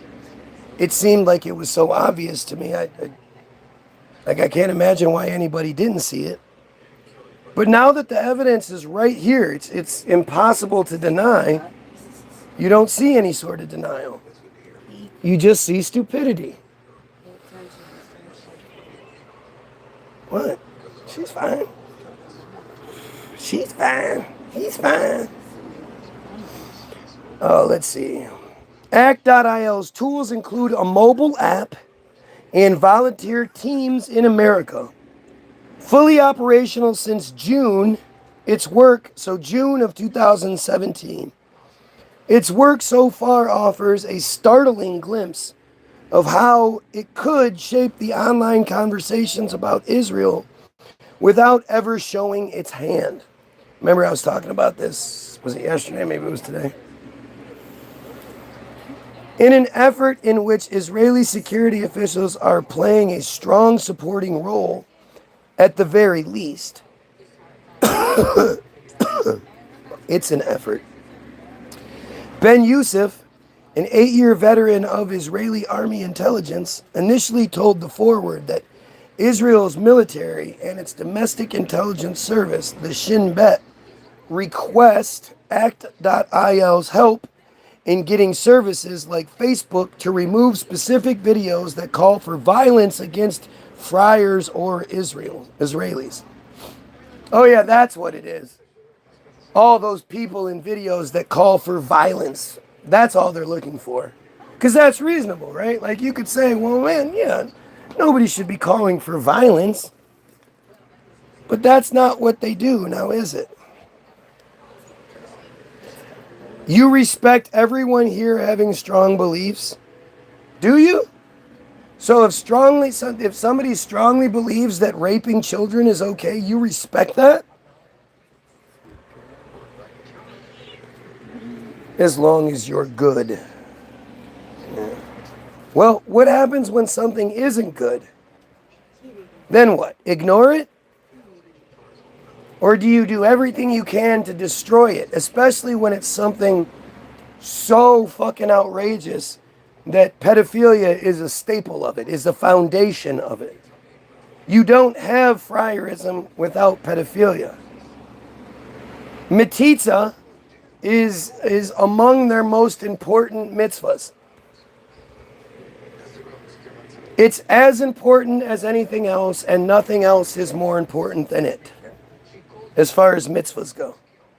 And mitzvahs are like commandments.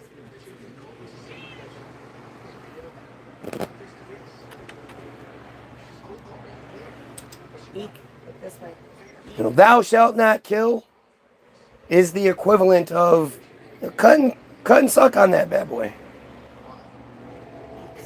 There are 4 parts to their Brit Milah, to their ritual. The ritual that is to obtain the mitzvah. Okay? The 3rd part is the metzitzia.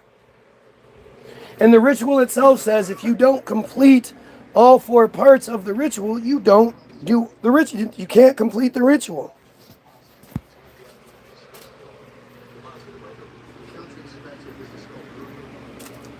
And it has to do with them knowing, you know, the psychological damage and everything that comes with it. That's what soul correction is.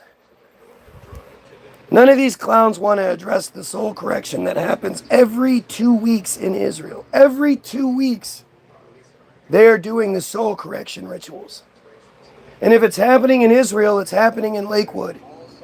It's happening in Kiryas Joel. It's happening in all of the little settlements all over the United States where they live by Talmudic law.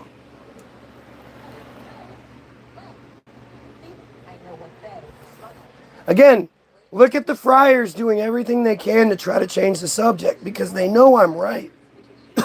And there's nothing they can say about it.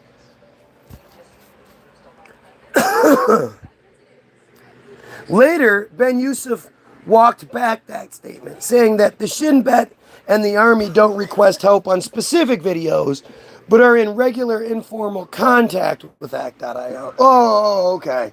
Oh, you fucked up. You let a little too much out, and now you're walking it back. Gotcha.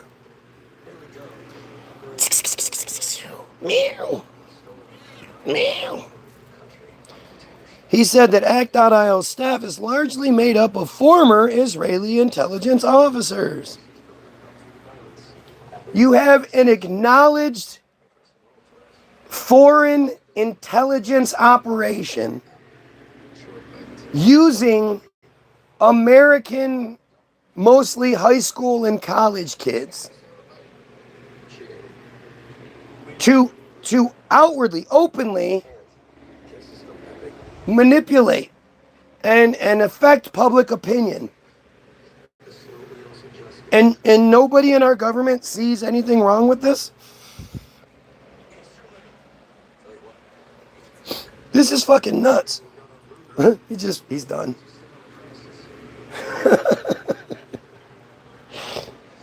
So funny. Kittens are hilarious. We know each other, he said in his group's relationship, his group's relationship with the members of Israel's intelligence community. You don't get sent a link to a specific video. We talk with each other. We work together. What the fuck does that mean? Like, the fact that these guys, they have such a low opinion on the Goyim that they think they can just say dumb shit like this and it's supposed to, satisfy. It's supposed to answer questions.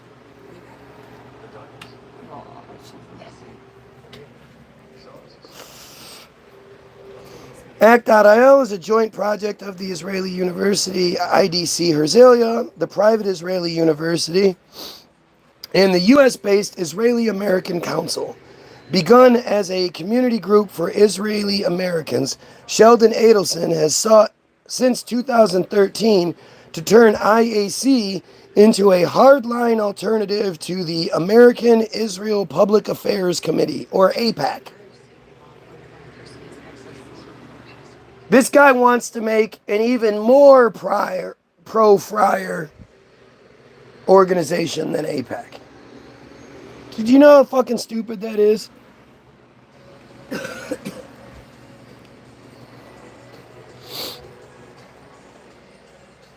The Maccabee Task Force, which again, I know that you guys have all heard them mention the Maccabees before, but you don't know what it is. They refer to themselves as, we are the descendants of the Maccabees, and, we are Maccabean, and all this other shit. Do you know who the Maccabees are? No. Do you ever wonder why Hanukkah is... Maccabee Center or Maccabee building downtown, right? Yeah. You ever wonder why Hanukkah is celebrated like it is in the United States? Like, think about it. They make up 2% of the United States population. 2%. But what is it like? Because that takes into, rural Iowa. So what is it like in Detroit? I mean, we have Oak Park. Yeah, we probably do, but we still only have... What the fuck? This thing's leaking. Yeah. It doesn't... We're talking about 2% of the U.S. population. It just doesn't matter. Right, but if in Detroit it's 20% of Detroit people... It's not. It's not. It's roughly 2% everywhere. I think New York might have a... or like certain areas of like Florida and shit. But still, you're talking about 2% of the American population. 0.183% of the world's population. 0.183.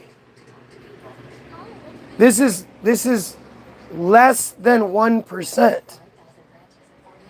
Like, almost nothing. 0.183% of something, you couldn't see it. Like, if you made a pie chart and you were like, all right, let me draw a 0.183, it would look like one line. You couldn't draw it close enough together to get 0.183%. Maybe. Probably. He also does this when he's just lovey too. So, but he looks like he has to go.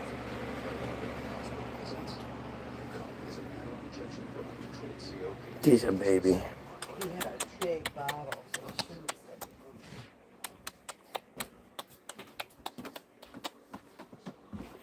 My baby.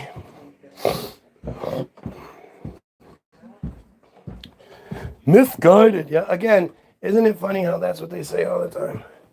They constantly say, oh, I'm misguided or misinterpreting or misunderstanding or anything like that. But then you say, okay, well, explain it. Help me understand what I'm missing there, oh high and mighty, wise piece of shit friars. Let's understand things, right? You have the floor. Tell the people what dumb, mean old guy is misunderstanding. Come on. What is it? Yes, of course I do, and I'm proud, thank you. Of course I did, I always do. Bitch ass nigga.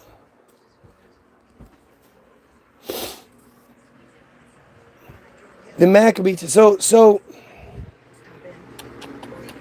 it's crazy too. My wife sort of is like a quintessential person with this argument, where it's like you can't, it's not as many as you think, and that's literally what they say all the time. It's not as many people as you think it is.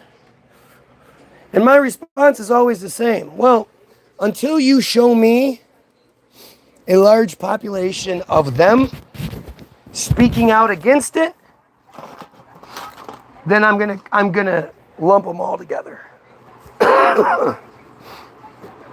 Because it's that blind faith, it's that blind support that allows it to continue. So Hanukkah, I mean, again, this is such a fucked up narrative, and most people just don't understand it.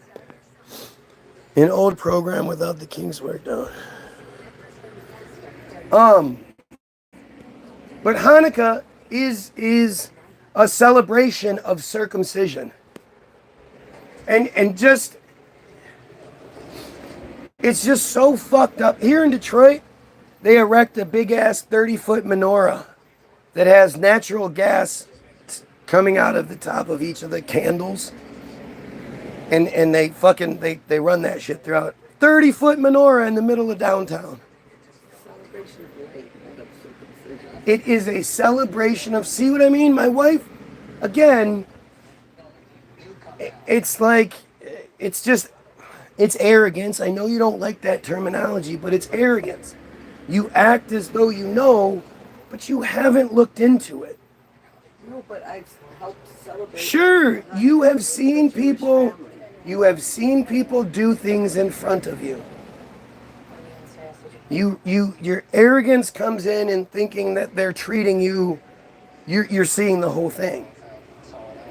But Hanukkah is a celebration of the Maccabees. That's what Hanukkah celebrates. It's a Maccabee celebration. And then you have to look into, because they'll say it like it's them, and then you just, oh, okay. It's to celebrate the Maccabee Revolution, the success of the Maccabee Revolution.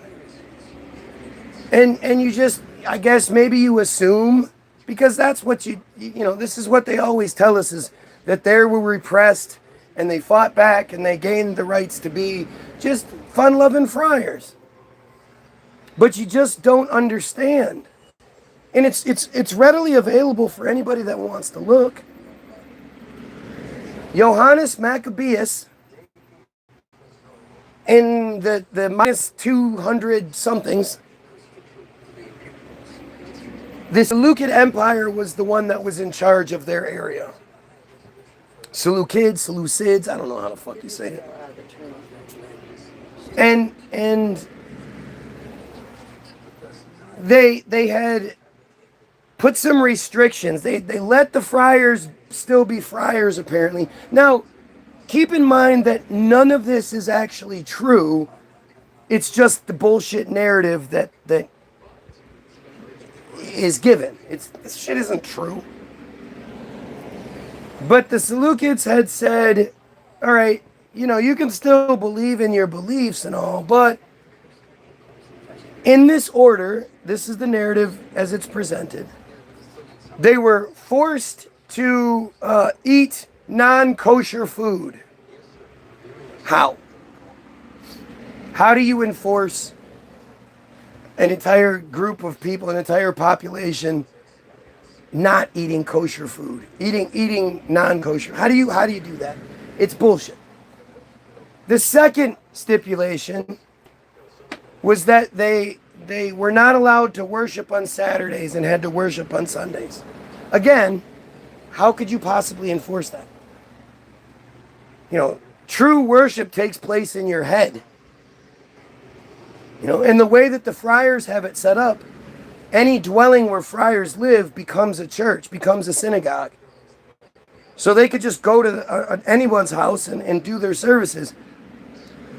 To think that the Seleucid Empire back 2,000 plus years ago had really good fucking security systems everywhere, and they could, it's just dumb. Okay? The third thing is that they had outlawed circumcision. Now, as far as enforcement goes, well, that's one you can enforce. You can inspect people, and if people have the circumcision done, well, then their parents get in trouble. Pretty simple, straightforward. And so, and then it'll say, and some other things too, but they don't give you the other things.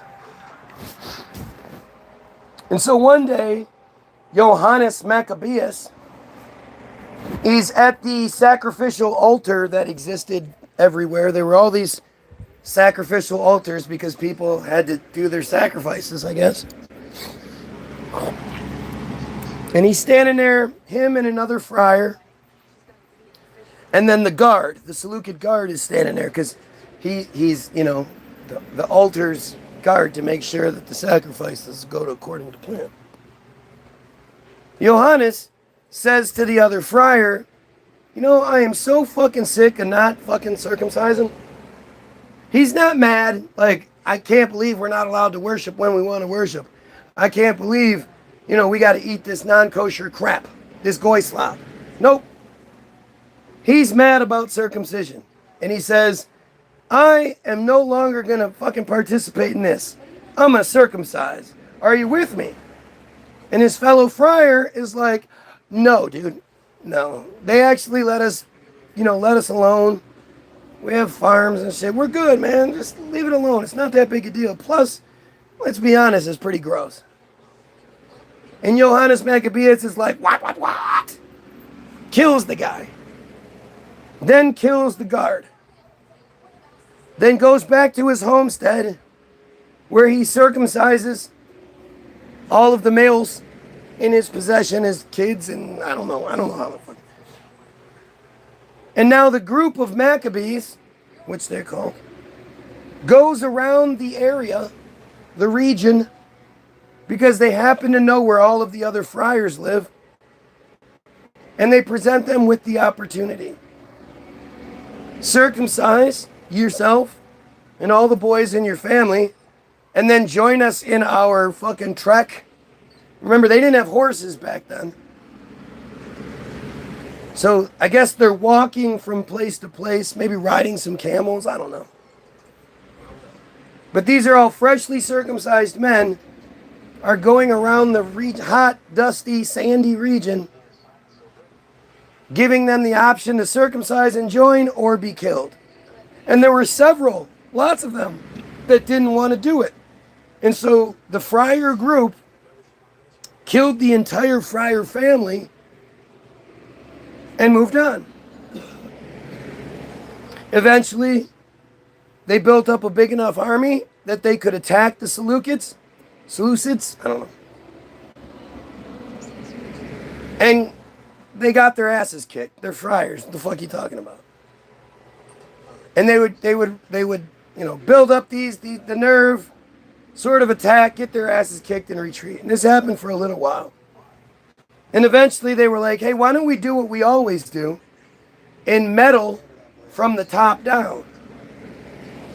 And so they put out false reports and all that said that the leader of the Seleucids, his brother was doing this and the blah blah, and just some shady shit came down from the top, which fractured things. They eventually were able to take advantage of it, won the right to circumcision, and others, but circumcision is the main one, and that is the Maccabee Revolution. That is what Hanukkah is. That's why Hanukkah is celebrated. You really think it's the celebration of light? it's you could celebrate it all day. It's going to be light, no matter what, every day. A celebration of light? No. That's just the dumb shit they tell the dumb goys so they don't have to be looked at funny. But let's be honest, that shit is fucked up.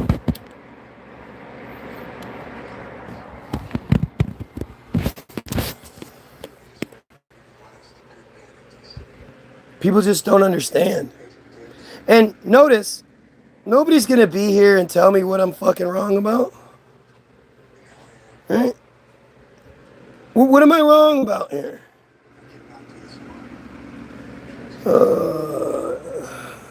Guy lost his license because of DUIs. Yeah.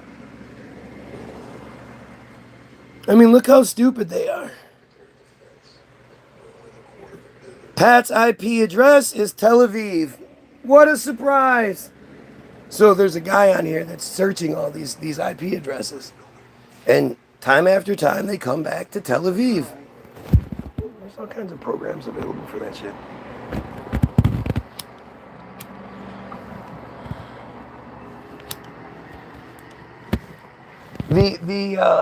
What was it? The Department of Defense, when they launched their new website, the IP address came back to some place in Tel Aviv, and they were like, "Oh shit!" And they had to, "Oh, it's just a mistake," and da da da da. It's funny because we went to the FBI. They couldn't do that. When you went to the FBI, they couldn't do it. Oh, well, I mean, we are dumb fucking Goyim. What? Do you honestly think we experience the same life they do? The same Semitism that they do? No.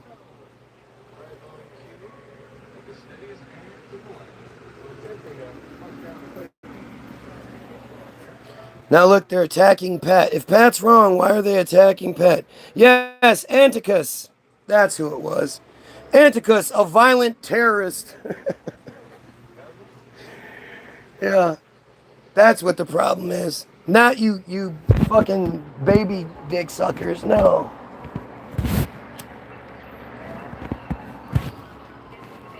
You know, so much of my wife's argument whenever we have these talks is like, she sort of believes the come on argument instead of like, well, let's just look at it, right?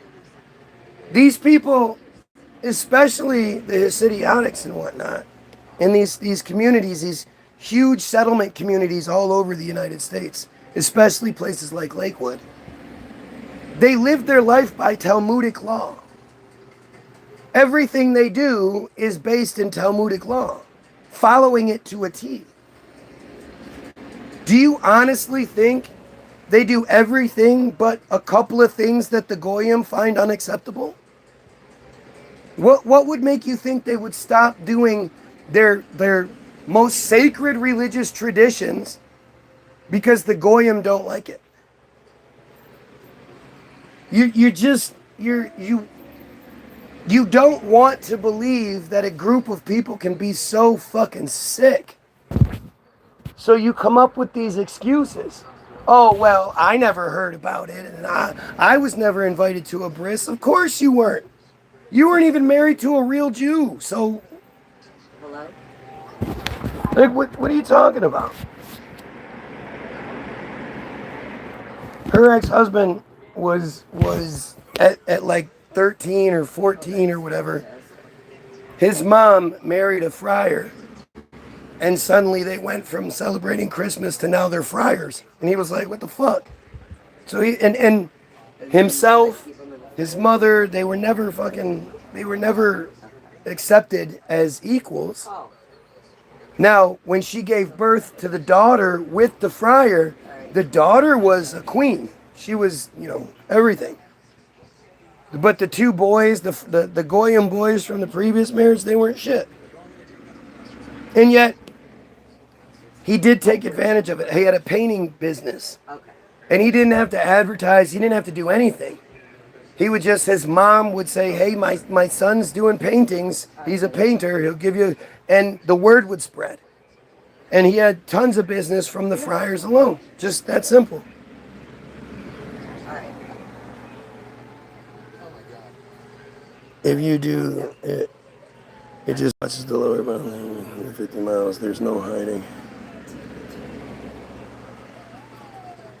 Read a comment of his saying he generally asked about anti-Semitism and other stuff, but apparently he lied. I just disliking. What the fuck are you talking about now, dumbass? You're deleting your comments. What am I supposed to read if you delete it, you dumb shit?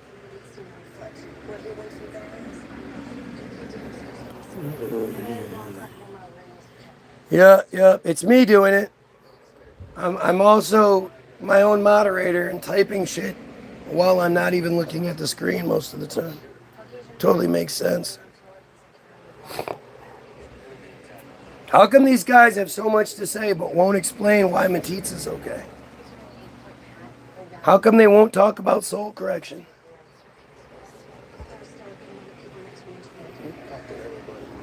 I mean, it's pretty insane when you just look at what they, all I'm doing is reading articles and shit. I'm telling you their truth. I'm telling you the information that anybody can find if you just look for it. And yet all they're doing is crying about every other thing possible.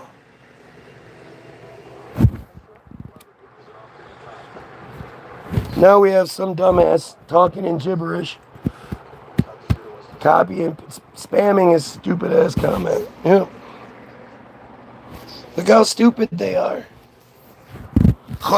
Have you heard an uglier language than theirs? Than Hebrew? I don't know. That's an ugly fuck. Like, listen to Netanyahu talk. Pretty ugly. Listen to Netanyahu talk. It's all just, it's gross. Sounds like you would have to spit all the time.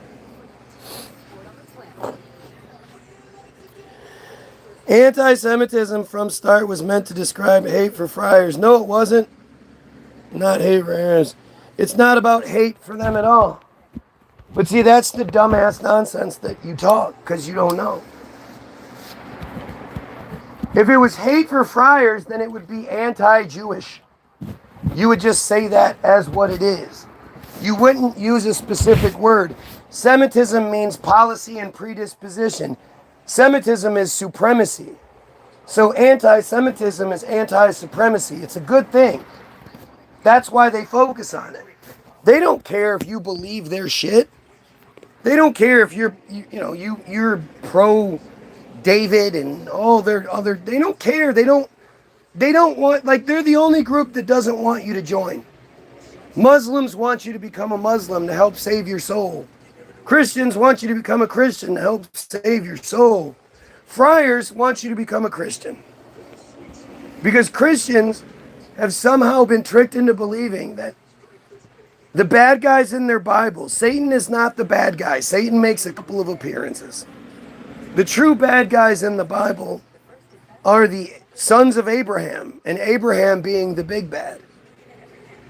The friars are the bad guys who kill Jesus, kill the Christian God's only begotten son. They kill him.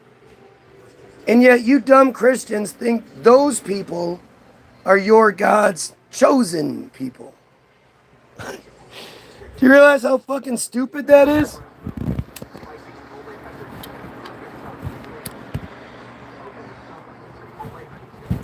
Can you imagine people walking around, like, can you imagine the Palestinians walking around like, man, those Israelis, those sure are the best. They're so chosen. They're just the best in the world because they're born that way. It's stupid. You would never expect it. They killed your superhero, and yet you're like, no, they're chosen. They would much rather you be someone that views them as chosen than views yourself as on their level. They don't want you converting, and then you walk around thinking you're the same as them. You're not. Just go ahead and be a Christian instead. Be a Christian because you get to go to heaven, and it's awesome. When you die, you get a mansion and shit. It's fucking great. You're a piece of shit friar. Stop, you're not. See, again, this is how they argue. They just say, stop saying what you're saying. I'm not smart enough to know what I can't argue, so you should stop what you're saying. Made up terms like you spelled it wrong. F-R-I-E or F-R-E-I-E-R. There you go, deleting the comments. Plenty convert it to friarism. Yes, they do, but they're not the fucking same, are they? Yeah, the thing where you try to like use a letter in each, it doesn't work. YouTube fixes it. YouTube's caught on to your dumb friar tactics.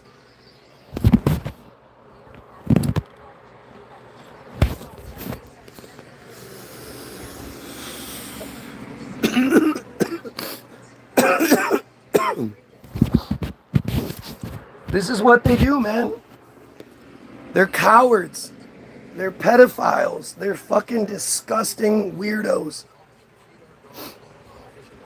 And they believe that upon the emergence of their Messiah, that all of us, that each one of them will have 2,800 Gentile slaves. Now, we all know that sounds ridiculous. It sounds so ridiculous that most people won't believe that they believe that.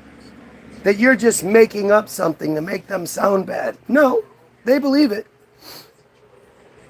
But they've worded it a certain way. But what they actually believe is that we won't be like bound slaves, like bondage type chattel slaves. That we will realize their spiritual superiority and willingly serve them.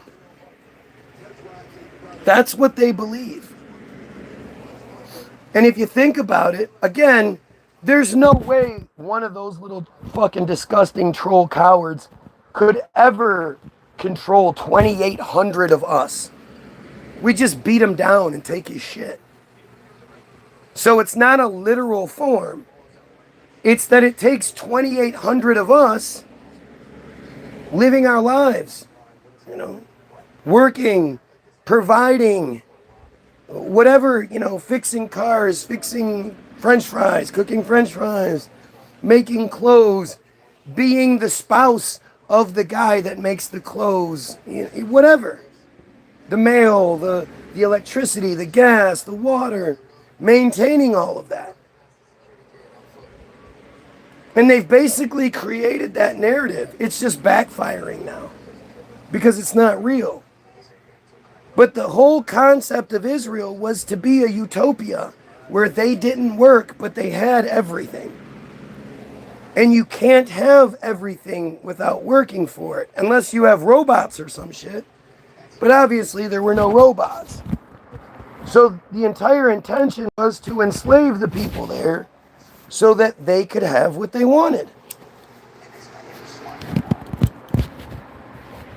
And the thing is, you can argue with me all you want, but more than likely you're going to argue from a really ignorant point of view. You don't know what you're talking about. You know, you don't know about the Havara Agreement. You don't know about auto-emancipation. You don't know about the Aliyahs, first Aliyah, second Aliyah, third, fourth, fifth Aliyah. You don't know about these things. These guys are fucking idiots. They're disgusting, savage, entitled, like just fucking monsters.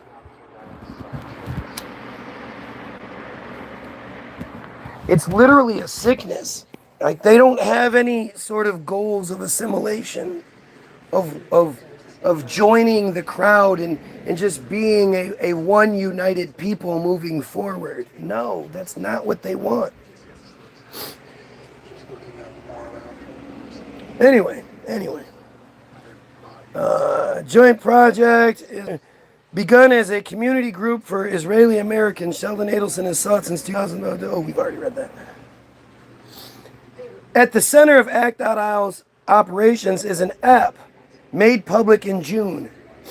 Pay attention now. The app assigns Israel advocacy, quote, missions to its users, which they complete for points. What do you use points for? Oh goodness. What the fuck is that? I hate having eyes that don't work so good.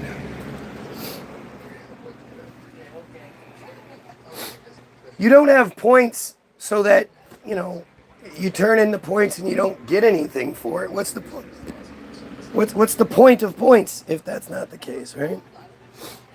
In November, one of those missions was to comment on a specific post on the Facebook page of the pro-Palestinian website Electronic Infantada.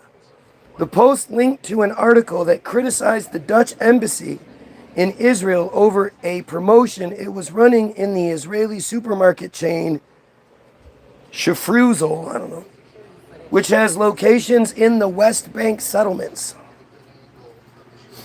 Act.il asked users to, quote, leave a comment to uncover EI's biased reporting and to, quote, feel free to like other comments you agree with. The mission offered sample text to leave on the page. Electronic Infantada's Facebook post quickly drew an odd array of comments, many of which consisted of the same stilted language from the samples.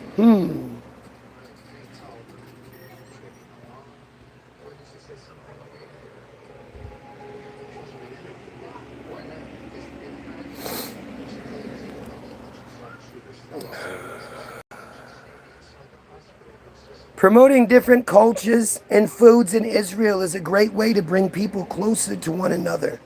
2 commenters wrote, using the app's sample text. The fact that 2 commenters would say such specific things shows you that it's fake. 2 people aren't going to just come up with that. Schuferzel and the Dutch embassy take public diplomacy to the next level. 3 more wrote, again, that's just how stupid they are. They honestly don't realize that people will notice that shit, or they just don't care. And, you can understand why they don't care, because where's the outrage? This shit is in print. I know about it. If my dumb ass knows about it, then you're telling me the American government doesn't know about this shit? Electronic Infantada's executive director,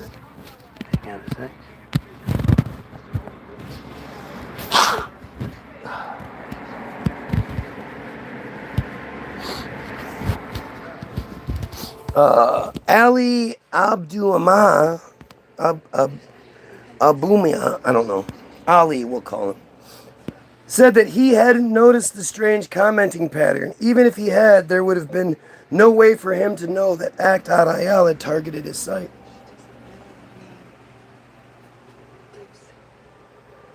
This is Sean Monday.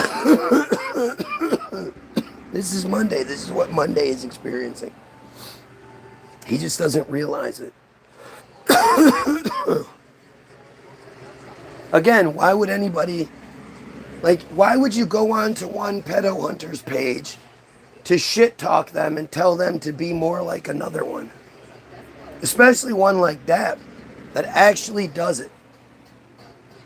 They catch the people that Alex Rosen catches, and they get put on the register, and then they get let go because the register doesn't do shit. DAP catches people from the register all the time. Go see a doctor. There we go. Take your meds. We're getting a take your meds. Are you going to say it's because I have schizophrenia? Come on. The program things, man. You guys, it's so funny. How many times they said the schizophrenia thing and the take your meds thing until I pointed it out, until I made the connection. And then it just fucking stopped. Right? They used to say it all the time. This is schizophrenia. But as soon as I made the actual, connection, they stopped. Go look at the Cupid Yee episode of South Park, the Valentine's Day one.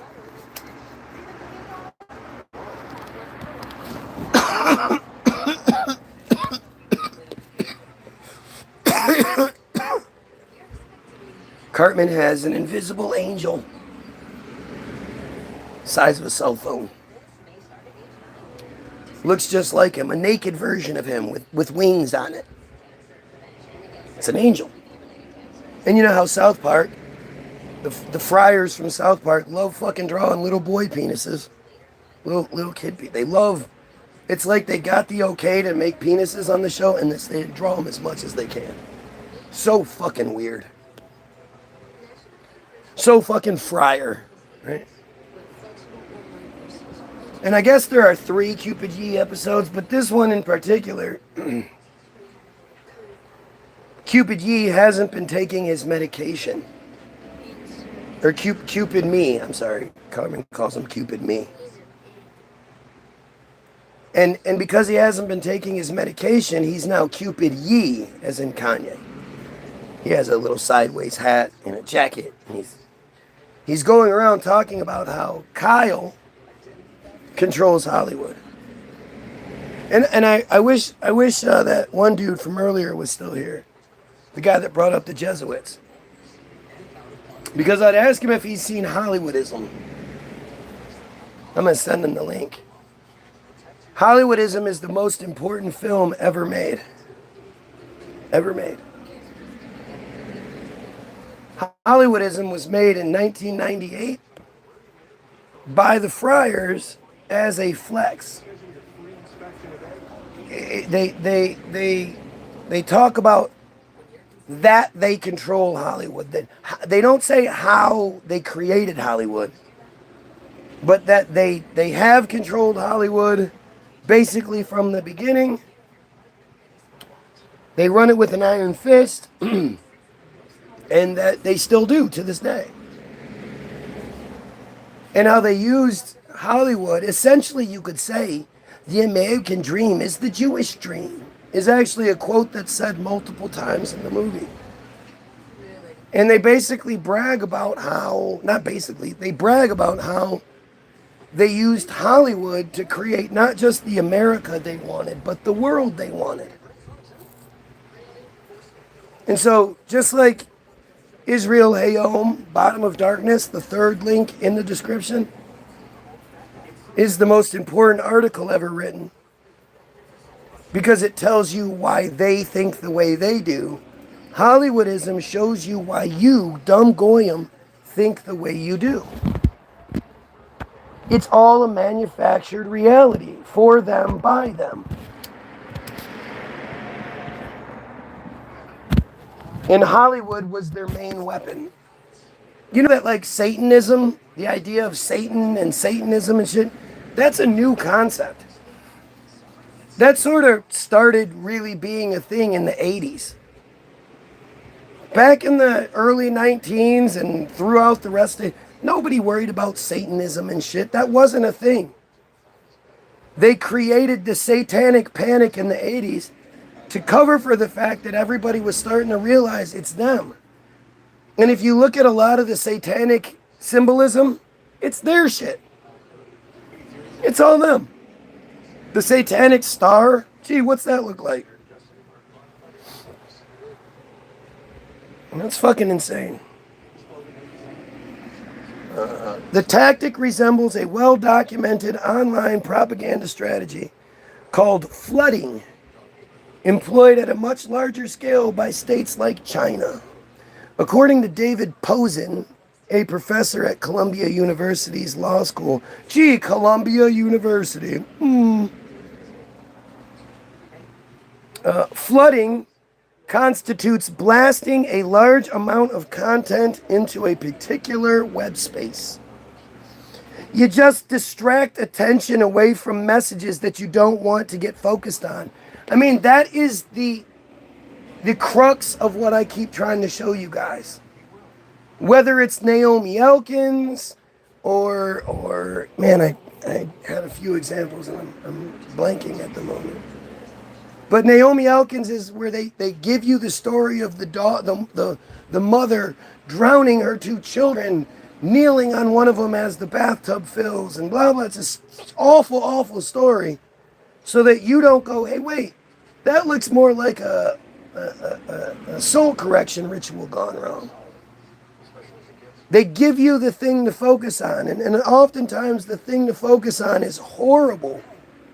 Just a notch above what's actually going on. And this is a strategy they employ. It says it right here.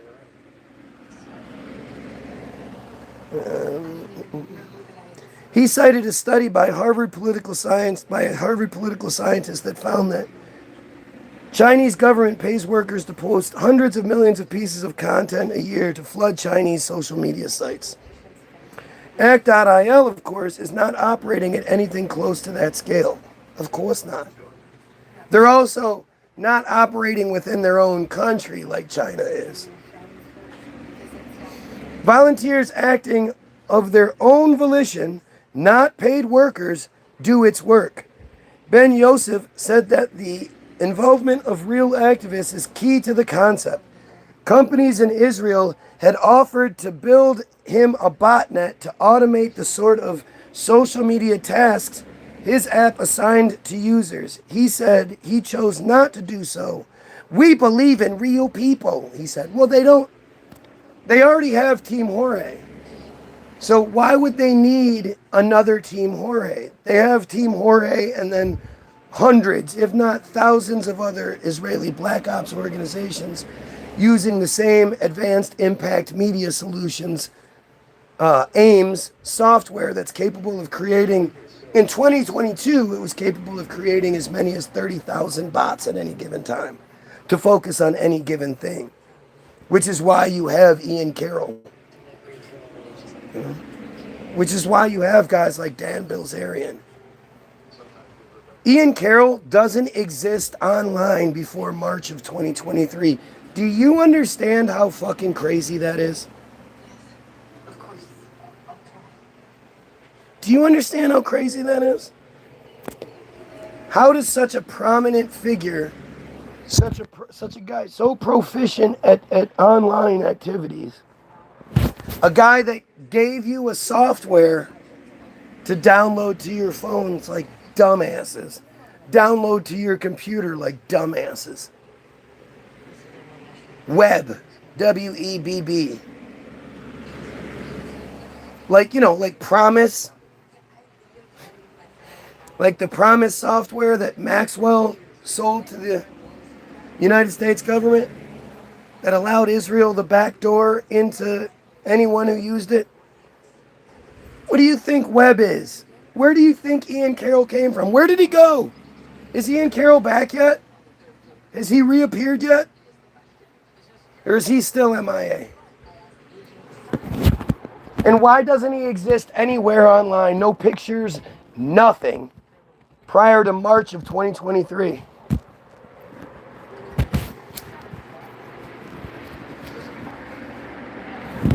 Dan Bilzerian. That's the definition of the lesser of two evils. And even, and it's really not, other than the fact that Randy Fine is a big fat piece of shit friar supremacist. Dan Bilzerian is a nutcase, right? He's a fucking nutcase. I hate the idea of Dan Bilzerian representing me. Despite the project's limited scale, act.il's ambitions are large. Other outlets whose Facebook posts act.il has recently targeted include RT News, ABC News, the Kuwait Times, and the Telegraph. The app has frequently requested that users, quote, like comments by a poster named Wendy Wah, whose Facebook profile identifies her as a student at IDC Herzliya, and whose writing at times reads like a diplomatic communique? I don't know. Other missions asked users to report videos that calls for violence against friars or Israel. Sure. Ben Yusuf told the Forward that Israeli government officials have told him the act.il app is more effective than official government requests at getting those videos removed from online platforms. The act.il app has also assigned missions that go beyond cyberspace. In one recent instance, a mission asked users to contact their U.S. senator to support a federal anti-BDS law. Ben Youssef said that act.il does no lobbying and that the mission was likely a mistake. Oh, just another one of the many, many, many, many, many, many mistakes that God's chosen people do every time they get caught. Every time they get caught. Oh, it was just a mistake. Oh, yeah. They just accidentally shot Shireen Abu Akleh in the face. And then shot around her while people tried to give her fucking aid. And then kidnapped her brother the next day and told him they weren't allowed to have a proper funeral. And then when he went to the news and told the story and they had the funeral the next day, the IDF soldiers showed up and attacked the funeral, hitting the people with batons and billy clubs, flashbangs, pepper spray. They hit somebody. They almost dropped the casket, but they were able to catch it. I wish they would have dropped it and her body would have flopped out, because that would have been international news, and I'm sure she would agree.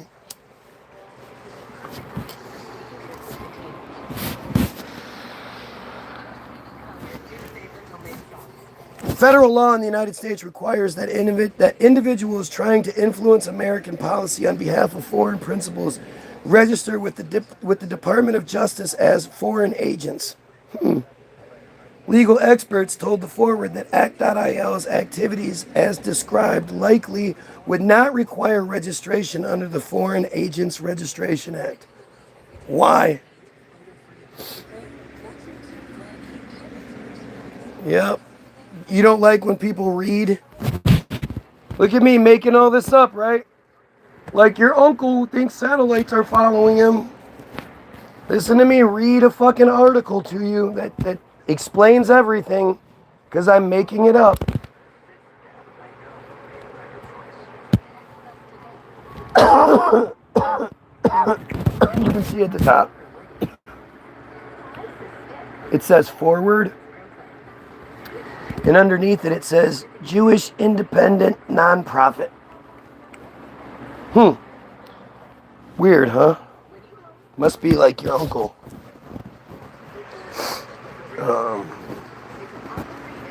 Even if it did, it's not the kind of case historically that would raise the government's dander, said Steve Vladek, a law professor at the University of Texas at Austin. Why are they just randomly interviewing Steve Vladek, a law professor at the University of Texas in Austin? Like, it's just stupid. In addition, and that's all, that was the only thing that he was quoted for. In addition to its informal ties to Israel's intelligence apparatus, act.il has an even closer relationship with the Israel's Ministry of Strategic Affairs, a relatively new office that focuses on opposing the BDS movement. Again, it's interesting how opposing these things is not explaining or making changes, or it's trying to do the same sneaky shit that BDS opposes. Like they're just doubling, tripling down on their terroristic behavior in order to fight people taking the money away from them. It's fucking nuts, right? Oh, might need medication. There we go. Another fryer. Got to throw out, because, mental illness and medication and all, that's funny. Oh, that's so funny.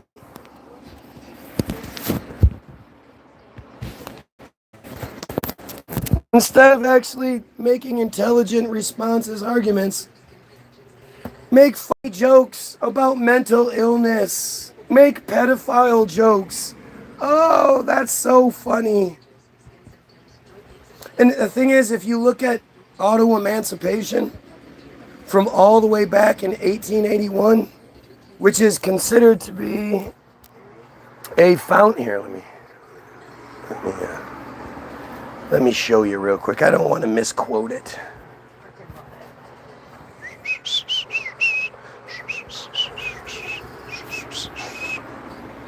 So auto emancipation right there. Auto emancipation is a pamphlet written anonymously in German by Russian. It was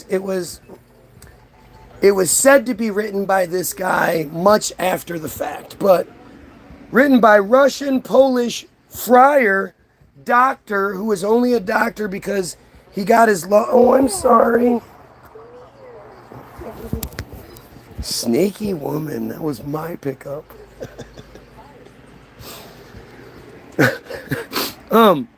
He was only a doctor, or he was only a doctor because friars weren't allowed to practice law. So he got his law degree and then decided to be a doctor instead, because that's how that works. Uh-huh.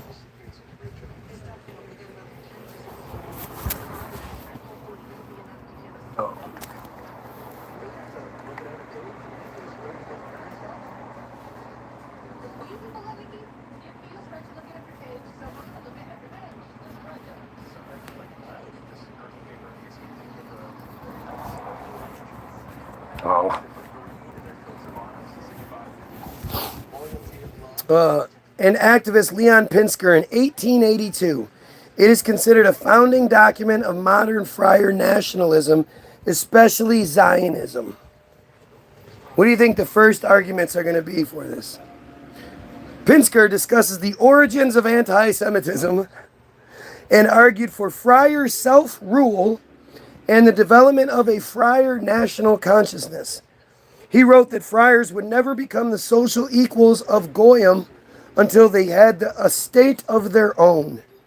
He called on friar leaders to convene and address the problem. In the pamphlet, he describes anti-friar attacks as a psychosis, a pathological disorder, and an irrational phobia. So the whole, you need medication, your brain isn't working, has been a staple, has been literally the only argument that they've ever had since 1882. I know. If they ask you about this stuff, obviously there's no way we're going to be able to explain it in a reasonable and intelligent fashion. So let's just call them crazy. Because, as Dave Chappelle so eloquently put it, the worst thing to do is to call someone crazy because it's dismissive. If you tell yourself that the person telling you the thing is crazy, if you're my wife and you say, my husband is a dumbass, then everything I say has that clouding of dumbass in it. I have to first get through the I'm a dumbass before we can even begin to talk about the actual what it says. And that's, calling people crazy is what they do. They never, ever, ever address what you say. You can see it in I don't know how many comments this feed has on it, but not one of them is one of these friars addressing any of the points being made. How can they be the best, the most noble, the most this, that, and the other, and they can't even, defend themselves in a reasonable, intelligent fashion? How can they possibly claim any sort of superiority when some dumb goyim on YouTube consistently just kicks their ass? So much so that they're obsessed with me, but that just works to my advantage. These guys know what I'm going to say. I say the same shit all the time. If they know what I'm going to say, I say the same shit all the time. Why don't they come with better arguments? You're going to be here tomorrow Why don't you take the time after the fact that you want me to call you and talk to you outside of here? Because, again, I'm so wrong that they want to talk to me outside of this. But why don't you use that time to educate yourself so you don't make me look so good? Nope, nothing.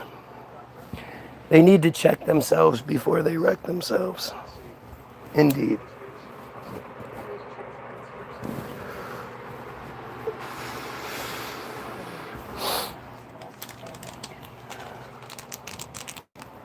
The minister, Gilad Erdan, promoted the app's impending launch at the Celebrate Israel parade in February, and the ministry placed paid articles boosting the app in the Jerusalem Post and the Times of Israel.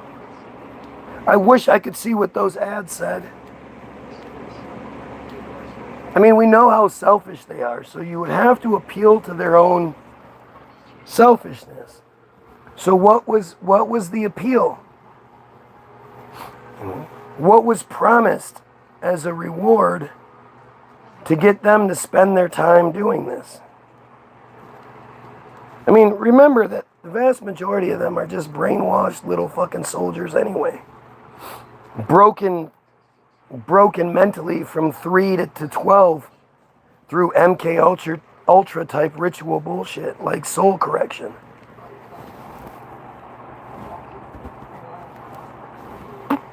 It's a lot easier to get people to do bad things when you've broken them mentally and they don't know any different. They think it's normal. They think it's real normal life to do what they do. They don't see the problem in it. They see themselves as the victims, as the soldiers fighting for their own freedoms and yada, yada, yada. We're talking about fucking monsters, man. Absolute monsters.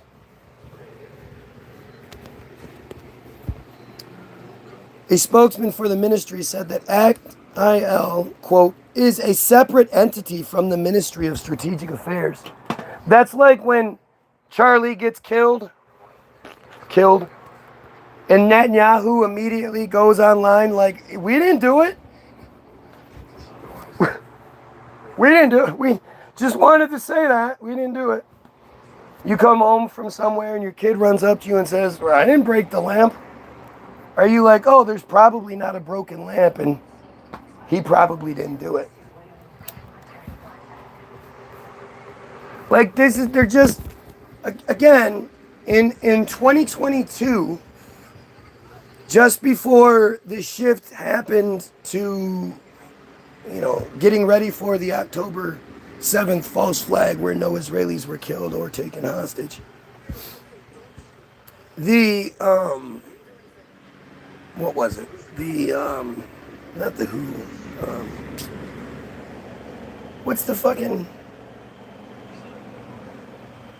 What's the international agency that polices everything? Why can't I think of this right now?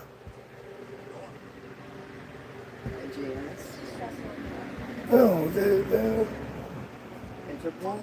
No, the U.S. Everybody's involved in that. Or the UN. Couldn't I think of that? The UN was talking about, hey, anybody notice that Israel keeps saying that it's a temporary occupation, that it's not colonizing or trying to take over this area? Hey, they've been saying that for like 75, 76 years now. Maybe we should look in to see if that's in fact what they're doing, if it's just a temporary occupation. And the Israelis' response was, you can't open the books on Israel because that will demonize Israel. Do you understand how telling that is? Like, you go ahead, open up the books on me. Find anything you can about me. I don't think anything is going to demonize me. I think I've made mistakes in my life, some of which were bigger than the others. Some are kind of embarrassing, but nothing of which would I worry that if people found out, it would change their opinions of me and demonize me. And blah, blah, blah.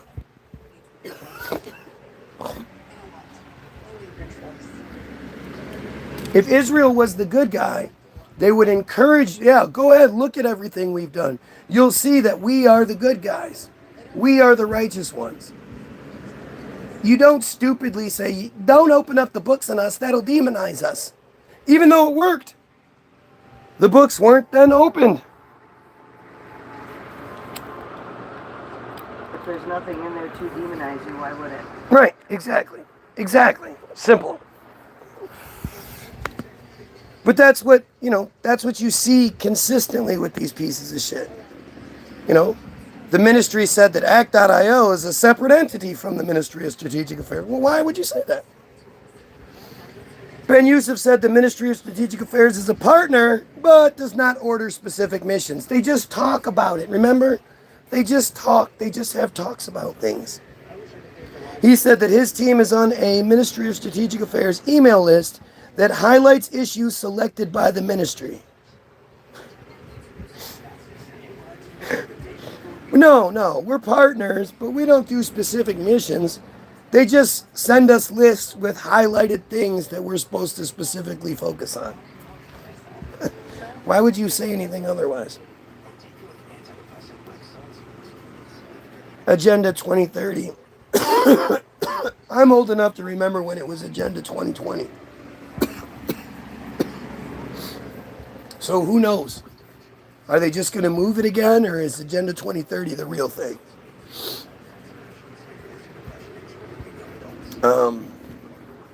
Act.il says its app has 12,000 signups so far and 6,000 regular users. This is in November, and the app started in June. June, July, August, September, 5 months, maybe 6, depending on when, this article is from November 7th. So, they have 12,000 people that have signed up to do this propaganda bullshit, this Hasbara bullshit. And 6,000 regular users. This is just one organization like this, too. Do you think act.il is the only one that's like this? On top of the Team Jorge that can generate 30,000 bots at any given time. When act.il was reinstated in 2026, and its database was transferred from act.il to the new RISE app, R-I-S-E, capital A-P-P, all one word, in association with Reichman University, they said that act.il had a 40,000 plus user base. So, yeah. 40,000 regular fucking friars all over the world that are on the payroll, so to speak. Imagine that. Imagine if they just had that, and it was to eliminate the metzitzia, eliminate the soul correction, eliminate the pedophilia in friarism. Can you imagine if they had 40,000 activists on their side?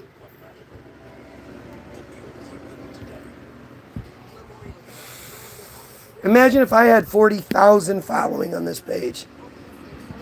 How long do you think it would stay at 40,000? Oh, look. The rabbi who thinks raping children is an act of God is back. I have filed a police report against you for threatening my life. You will be arrested very shortly. Oh, I bet. How did I threaten your life? By suggesting that pedophiles kill themselves? What was the life threat? Outing you as a pedophile that you are? You think that threatens your life? Hilarious, because Joe just told me yesterday, Bart was outside, and Joe was walking by. He goes, "What are you doing out here? There's no little boys in diapers out here. There's nothing out here for you. You're not into little girls, so what the fuck are you doing out here?" blew up. I'm gonna call the police. Go the fuck ahead. What are you gonna call them about? Call the police. Because all the neighbors know what a fucking piece of shit pedophile you are, and you went in his door and slammed the door and didn't come back out. I think I heard the door slam. Yeah, that's because Joe called him out because he was standing out. What the fuck are you doing out here? There's no little boys in diapers. Jonathan's too old for you now. He doesn't have diapers anymore. Oh my god, it was fucking hilarious. So yeah, it's the same mentality. It's the same. Your channel sucks. I'm calling So the why do you police. watch? That's what reminded me of that. They Right. do the same thing. They do the same shit. They're just so fucking desperate. The police are there to protect pedophiles. Did you see when that guy called out Rabbi Shmuley on the street? And Rabbi Shmuley flagged down the police officers. This guy called me a Zionist. You need to arrest him.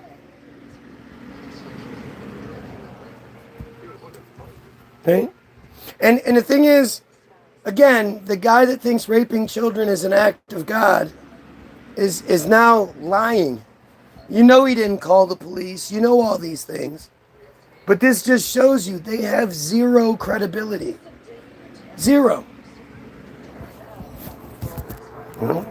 Like it's why would you believe he's an actual rabbi?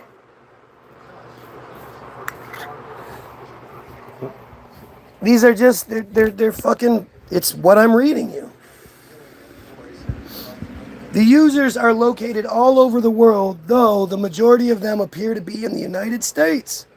Users get, quote, points for completed missions. Top-ranked users complete 5 or 6 missions a day.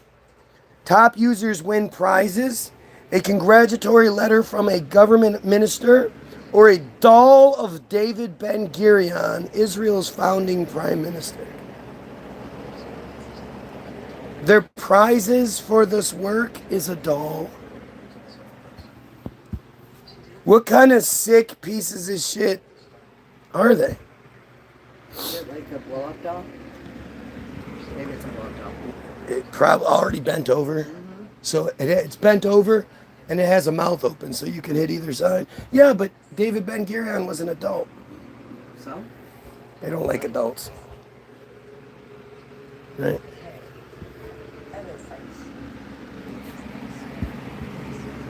He said, guy, it's on the radar. Yep. I'm sure they did.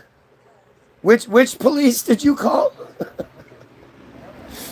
Did you call the police in Pennsylvania or wherever the fuck you claim you are? And they're like, yeah, he's international. Come on, dumbass. In addition to the app, act.il produces pro-Israel web content that carries no logo.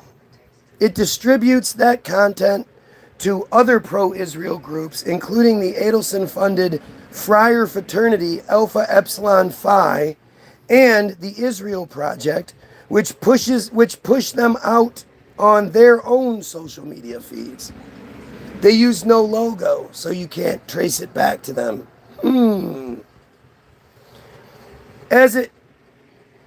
As its app continues to get off the ground, act.il is also building a network of local, quote, media rooms in cities across the United States. The media rooms are the human side of the act.il operation, community building efforts for local Israeli Americans. But they also serve as ways to bring act.il's online tool to local activists and local fights. In November, the Boston Media Room created a mission for the app that asked users to email a Boston area church to complain about a screening there of a documentary that is critical of Israel. Like, if you're okay, so these guys, they used to make Facebook pages all about me. They used to make, memes about me and shit. And I would have my people be like, well, let's go get that page shut down. And I would always say, no. Never do that. I want them to promote me as much as possible because I know that any real people that happen to stumble across their shit and then come to my page to see what's actually going on, I'm going to swing them in like 5 minutes. they're going to realize who the bad guys are really quickly. In this situation, like, if they were the truth, if they were the righteous, if they were the way, they wouldn't be worried about some random screening of a movie at a random fucking town. And you know what I mean? Like, what? How many people are going to see that? 100 maybe? What could possibly be so dangerous about couple hundred people seeing a movie, especially if it's not true? Like this, it's so obvious. It's so obvious that you almost think past it, right? You think it must be something like supernatural or super complicated to be able to be in the position it is, instead of realizing it's actually really, really simple. It's a bunch of inferior pieces of shit that want everybody to believe that they're superior so they can maintain the control they're in. It's a bunch of pedophiles who want to still be allowed to practice their pedophilia without getting in trouble.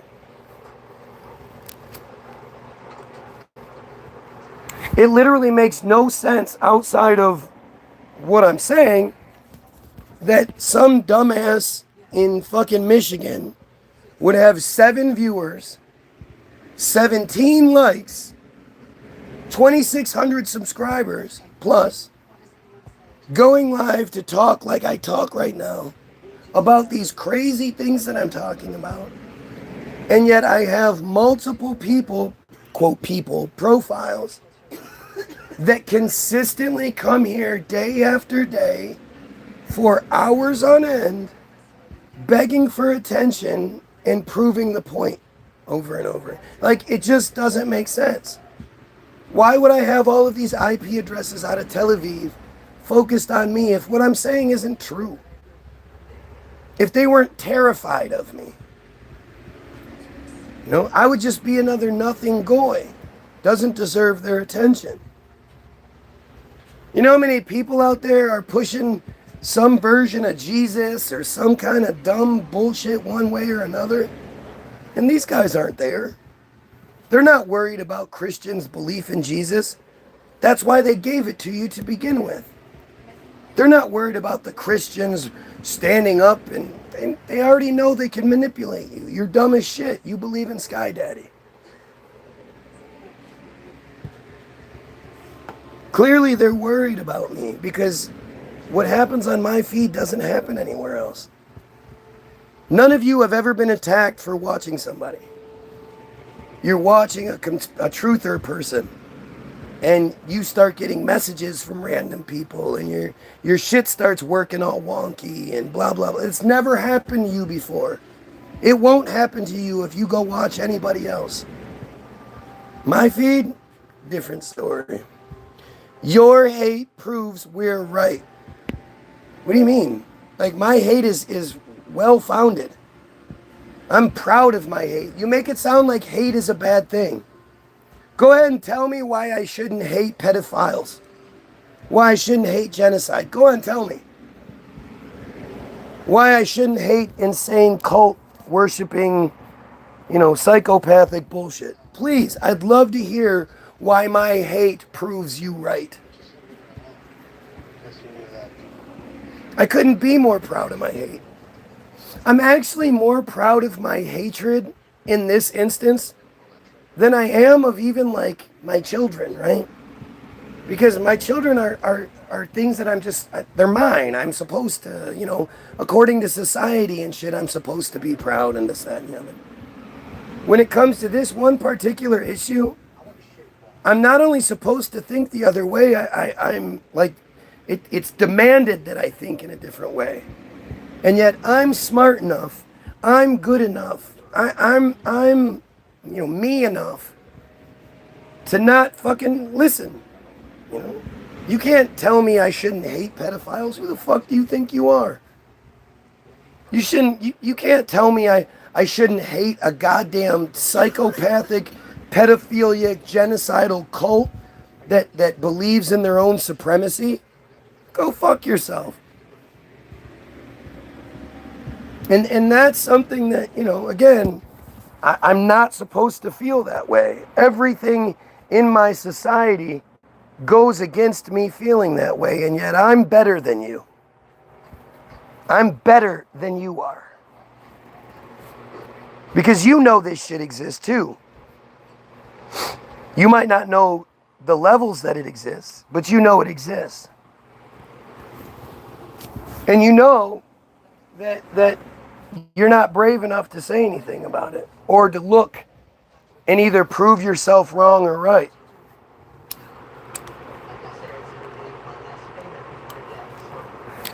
I go live on a feed where I'm being attacked left and right, looking things up blindly, knowing that I'm going to look it up and it's not going to fucking make me look bad. Is actually, no matter what it is, if I look it up and I look at the narrative that they want us to know, it's always going to prove my point. Always. It's surprising how much it does most of the time. But I'm never worried looking shit up that, oh, maybe I'm going to be wrong here. Nope. I know I'm right. Oh, look, now we have a fake priest on here, too. At least he waited till afternoon to come this time. Oh, wait, nope, not afternoon. Just gonna swish it. Let's see.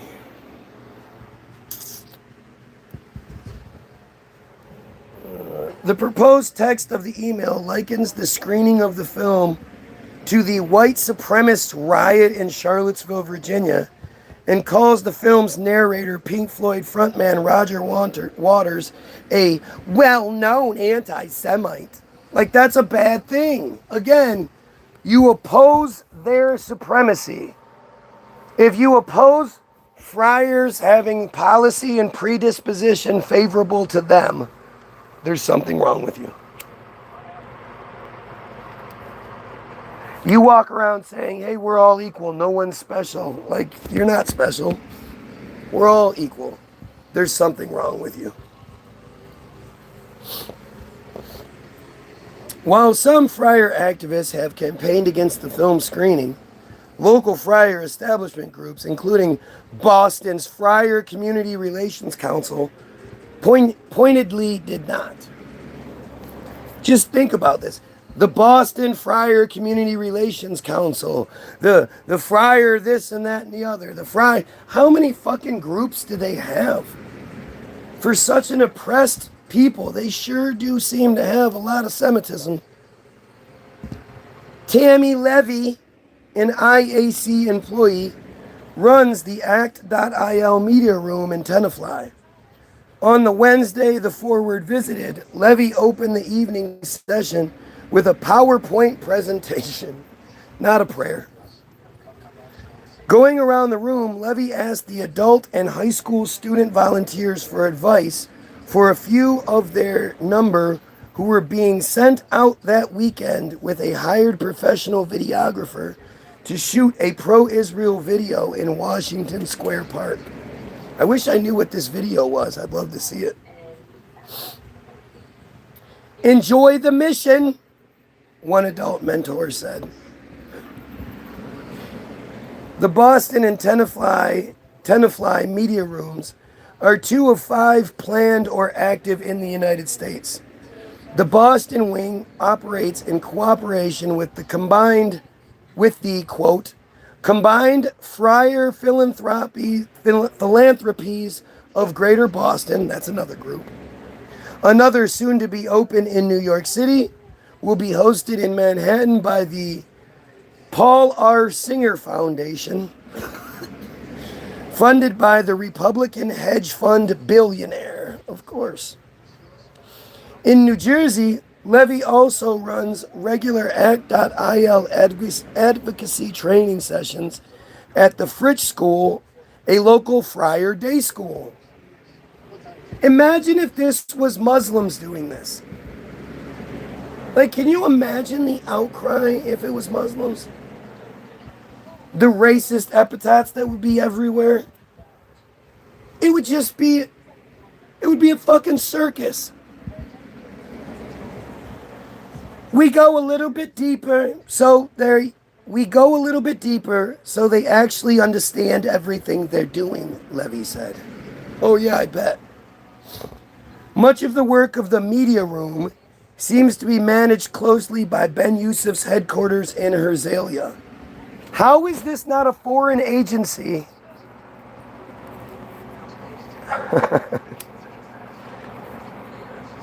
How is this not a foreign agency that needs to be registered? How is this not a terrorist group, honestly? This sounds like terrorist group activity to me.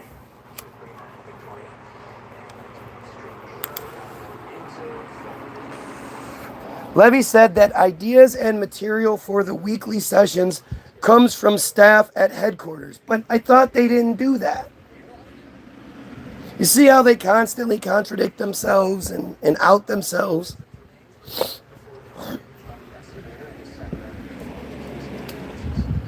One adult volunteer was busy filling out a spreadsheet from the Herzliya with time slots for posting content on the local, quote, media room's social media feeds. At the end of the weekly session, the adult mentors fill out a, quote, weekly update form that is sent back to the headquarters in Israel.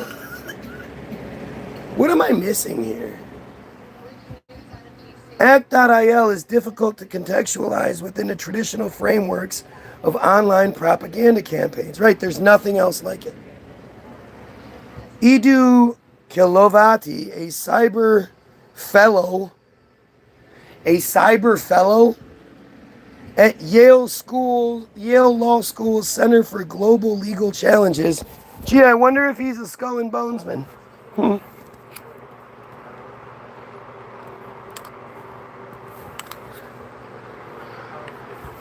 Said it seemed to be a, quote, form of information operation enabled by crowdsourcing techniques, paired with a strong ideological motive, backed by authoritative appeal.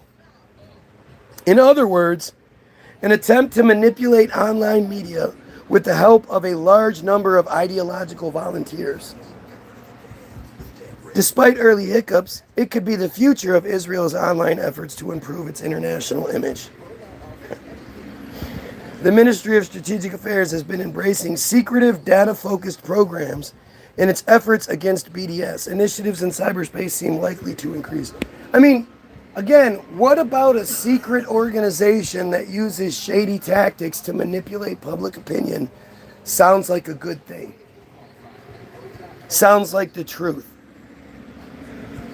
Quote, it's a beautiful initiative that brings the supporter of Israel to the same place under the same vision of helping the state of Israel online and doing it in a simple and smart way, Ben Yusuf said. That's the end.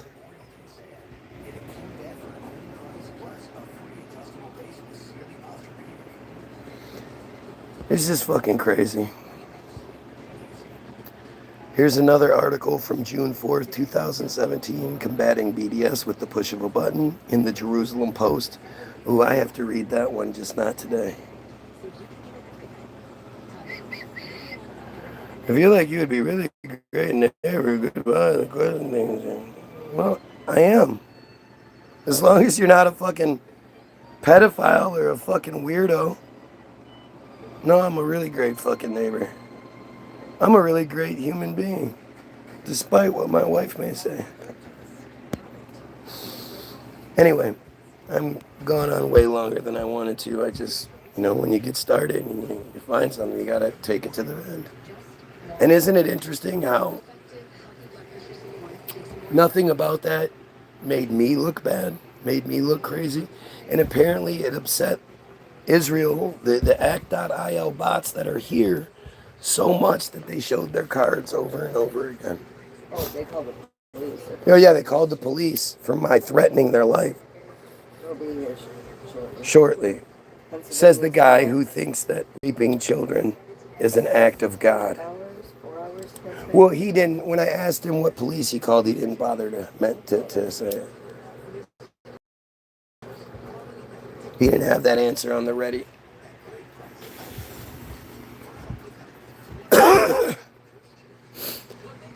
I see a lot of people like this on my page. Sure you do, Jerry the Friar, the piece of shit. You're a piece of shit pedophile. I'm sure that you're getting all sorts of live feeds just like mine. There's nobody else like me. There are similar people out there. But the vast majority of the people, the Dan Bilzerians, the Ian Carrolls, the Stu Peters, all of them read from the same fucking script. Jesus is the solution somehow. The pedophilia is satanic. And that the friars hate Jesus and yada yada. They all talk about the genocide, like the genocide's the number one issue. At the end of the day, I say this every fucking day, right? The most important thing that needs to happen right now and from here on is that we protect the Jewish children. You can call me all the ists and all the isms you want, but I'm talking about protecting Jewish children over everyone else. Considering that doesn't include me or my family or anything, I think that's pretty noble of me. Right? We shouldn't be focused on protecting the Jewish children. Why not? Are they not good enough? Do they not deserve protection? What are you, anti-Semitic?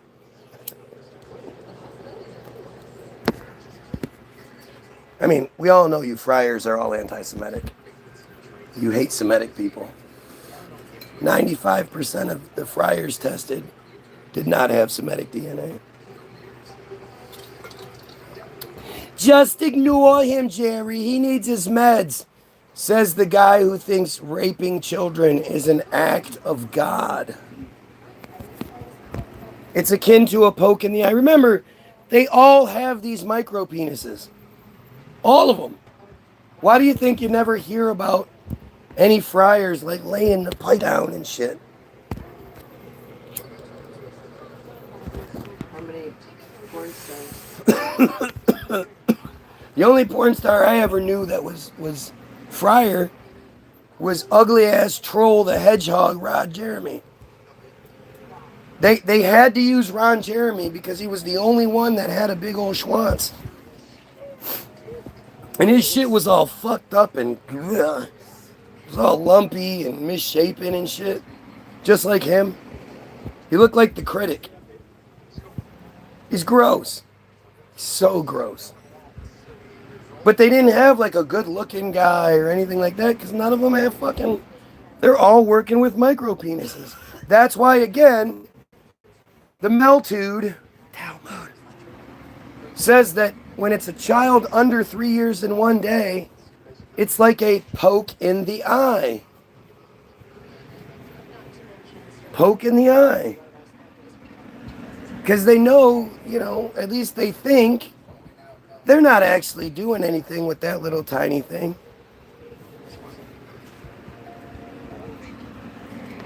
Megyn Kelly pointed out Mark Levin's micro penis, and Israel put out an AI video, like the shittiest AI too. Like, it's so weird. I thought you guys were leading the way in technology. That it was Candace Owens driving OJ's Bronco with Megyn Kelly sitting in the passenger seat and Tucker Carlson sitting in the back seat looking like he had a beard, he had a vest on, explosive vest, and he keeps saying, Allahu Akbar! Oh, he keeps saying all this shit. While Candace is crying most of the time. And Megyn Kelly keeps talking about micro penises. And for some reason, they thought this was a good idea. At one point, the Megyn Kelly character says, I have a big pussy, but no pussy can feel a micro penis. Like, yeah, dude, that's the point. You're trying to make fun of it. You're trying to make it seem like if a woman gets any sort of satisfaction from sex, there's something wrong with that. Is that why you guys do the female genital mutilation? The thing that we're so opposed to when the Arabs do it because they're cutting off the pleasure thing in little girls? I didn't think it's the Arabs that do it. I thought it was Africa. No, it's the Arabs that made that have all the attention for doing it. But the friars do it. They just call it female circumcision. What else is female circumcision? Circumcision is removing the excess skin, not removing. It's not excess skin though. There's glands in there. It's very important. It's not just dead skin sitting there flopping. It's very important. It helps with sensitivity. It actually is more pleasurable for the woman. Because the it might have been that situation or those situations. But the head pulls back and creates a little scarf that has ripples on it. In the fucking biology aspect of things, the more of that there is, the more pleasure a woman's going to get. That's why they make shit ribbed for her pleasure.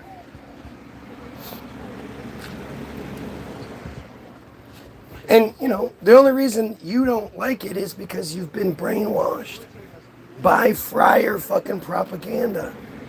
Women in Europe think it's gross that circumcised penises are gross. They can't believe that. They think they look funny and shit. Because they weren't programmed that mutilated penis is the right one. It's a mutilation.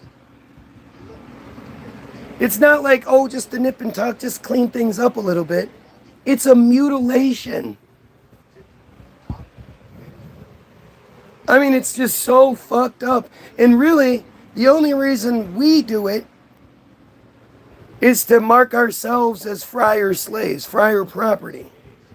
They do it to prevent God from destroying the earth. As long as they keep up the rituals, I don't even know how many they're supposed to do each year, but as long as they keep doing it, God will continue showing rainbows to prove that he's not going to destroy the earth again. That's what they believe. That's why circumcision is a thing. It has nothing to do with medical shit. If it was medical, it would be a thing all over the world. The whole of Europe doesn't do it because they say the risks do not outweigh, or the risks outweigh, the benefits do not outweigh the risks. Do not outweigh the risks. It's very dangerous. It's awful. It's really, there's so many fucking botched circumcisions every year. You just don't hear about it. And in their thing, again, my wife will love to tell me it doesn't happen as much as I think it does. The reported number of cases in New York alone is between 3,000 and 3,600 metzitzas every year. Not just circumcision operations, metzitzas. Understand, 3,600 of that happening every year, that's 10 every single day. How many moils could you possibly have to be able to accommodate 10 of these ceremonies every fucking day?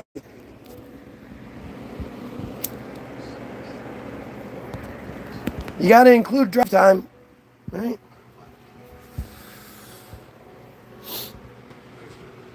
Oh, the friars in the chat should make a lawsuit against me for damages. What damages? Look, I'm one of the good people left on this earth. Put some fucking respect on my religion before I file a lawsuit. Jerry the Friar, please sue me. I dare you to sue me. I fucking dare you. Sue me for damages. Because I know, again, I'm not making anything up. Why don't you tell me what I'm getting wrong there, you dumb friar? Why are you so determined to prove everything I'm saying is right? Stop saying what you're saying. I'm going to sue you. Why don't you say something like, I appreciate you bringing this up because I know a lot of people have these misconceptions. Here, let me explain it to you so you don't keep making that mistake. Why isn't that your response? Oh, I've triggered you. Oh, am I talking about your affinity for fucking child rape? You want to talk about soul correction? Where the adults stand in a large circle naked and recite psalms and prayers and all that shit, while the children are in a smaller circle, naked, waiting to be graped. You want to talk about that? I was having a nice night smoking a fat J, listen sound. Now you have me sending a shock. Right. You may be friar, but you have feelings too. Again, what are you upset about? Are you upset that a goy knows the truth and is trying to abolish you? Like, again, I'd love to hear what part I'm getting wrong. Go ahead and tell me why metzitzia okay. Another one of those things that they hide behind. Remember I said they hide behind one story to make it sound, to cover up the other. Another version is with metzitzia, where they love to hide behind this notion that, well, only 11 babies in recent times have come down with herpes, and only 3 or 4 have died from it. Like, that's how they defend the practice. And people are like kind of shocked and like taken off guard by the response. And they don't go, no. The herpes is secondary. There would be no herpes whatsoever if there wasn't sexual assault happening. But this is sexual assault. No adult male should be putting his mouth on baby genitalia for any reason. I mean, maybe the baby gets fucking bit by a snake and you gotta suck the poison out, I guess. I don't fucking know.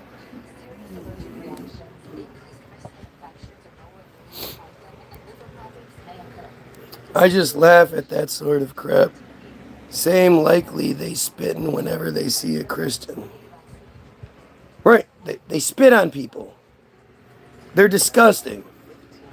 You have triggered me severely. Why? Then explain what's wrong here. Explain what I'm getting wrong, you clown. Seriously.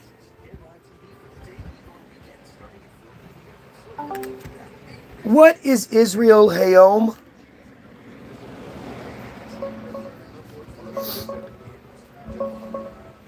Israel Hayom is Israel's most widely read daily newspaper.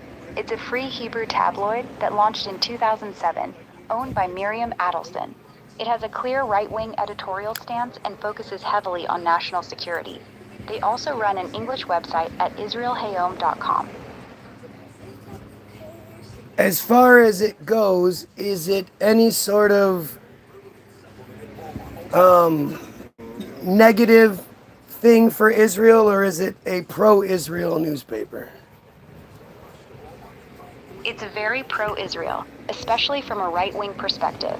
They strongly support Netanyahu's Likud party and push back hard against what they see as left-leaning media bias. Most Israelis view it as solidly patriotic, not anti-Israel in any way. Is it anti-Jewish in any way? No, not at all. Israel Hayom is actually strongly supportive of Jewish interests in Israel. It's owned by Miriam Adelson, a prominent Jewish philanthropist, and it champions causes that many in the Jewish community care about, like security and strong defense. The idea of it being anti-Jewish doesn't match what it stands for. I love this. Mr. Williams has offended me deeply. I'm shaking and having a panic attack because of so much hate. Because somebody hates pedophilia and genocide. That has you upset. And again, instead of saying what you're so upset about, you're just crying. Wah, wah, wah. Poor little friar and his micro penis. Oh, wah, wah, wah. I'm so triggered right now. I'm so upset. Why do you Goyim know these things?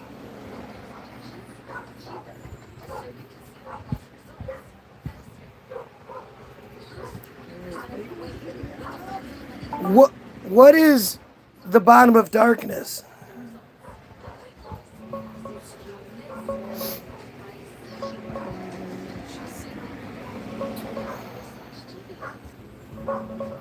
It's a phrase from a disturbing Israel Hayom article last year. A survivor used it to describe the worst kind of ritualistic child sexual abuse. Organized, ceremonial, involving people they knew. She said regular severe abuse was bad, but the ritual stuff felt like the bottom of darkness. The piece is based on multiple women's testimonies and experts, though most claims haven't led to convictions. Heavy stuff. What does it say about soul correction?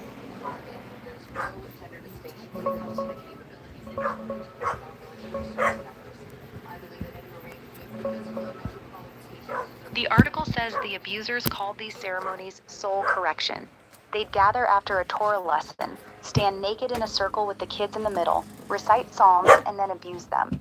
They twisted the idea to claim that making the children was necessary for spiritual purification or achieving a great correction that would bring redemption. It's presented as a grotesque perversion of religious language to justify the horrors. Can you give more details, please? Come on.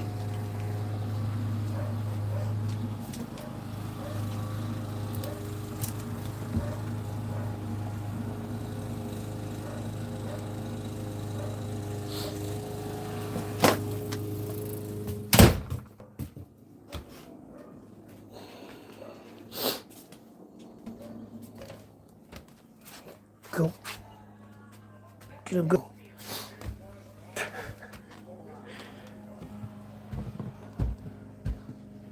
Oh, it says I'm disconnected somehow. Well, that's weird. Please elaborate more on soul correction.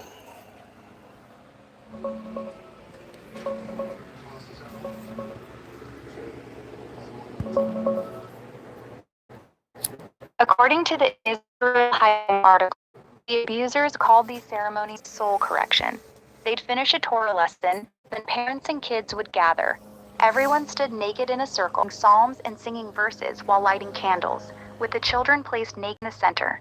They twisted the idea of the Great Correction, a recurring phrase in their ideology, claiming that making the children suffer was necessary for spiritual purification. The suffering was supposedly required to achieve redemption and advance some cosmic atonement. It was presented as a way to reach holiness through the most defiled acts, mixing Jewish prayers with other elements like idol references in some accounts. The whole thing was framed as a religious mission where the kids were chosen for this supposed transcendence. Is this happening in any specific group? Or is it across the board?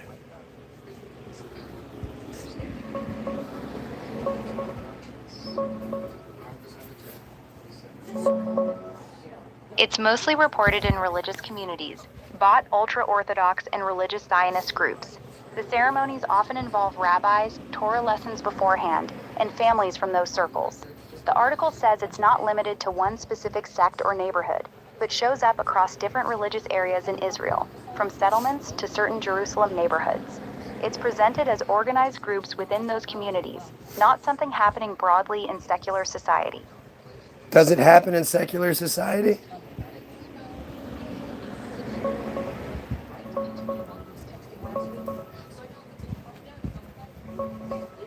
The original Israel Hayom article says most of the women they interviewed came from religious Zionist or ultra-Orthodox communities. The ceremonies they describe, with Torah lessons, psalms, rabbis, and soul correction, are deeply tied to religious settings. They do mention receiving some additional testimonies about similar cases in secular society, but they don't provide any details or examples from there. The core phenomenon they're reporting on is rooted in religious circles. Yeah, but the group is religious. We're not saying that there are Jewish people that aren't religious. Yes, you're right. The article focuses on cases within religious Jewish communities in Israel, specifically religious Zionist and ultra-Orthodox groups. These aren't secular Jews. We're talking about families and rabbis who are deeply observant, Yeah, attending Torah but lessons. it does say it happens in secular communities as well, though.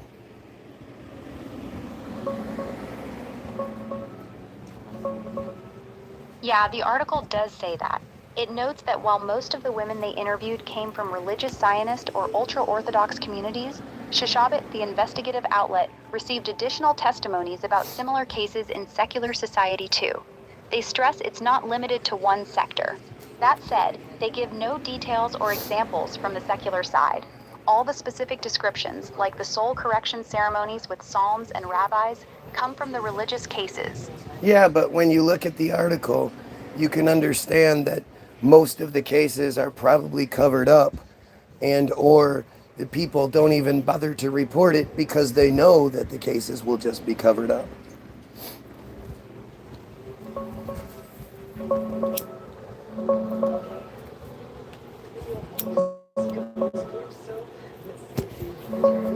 The article does highlight exactly that. It says the crimes never reached discussion or a thorough investigation, and experts explain that the extreme trauma leaves victims so shattered, often dissociated, that their stories sound unbelievable, making it a crime without witnesses.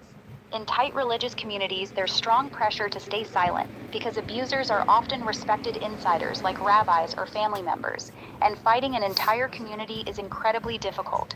Families and leaders close ranks, cases get dismissed quickly, and many victims fear no one will believe them anyway. So yes, underreporting and cover-ups are a major theme in what they describe. The argument that they're scared no one will believe them is a straw man argument.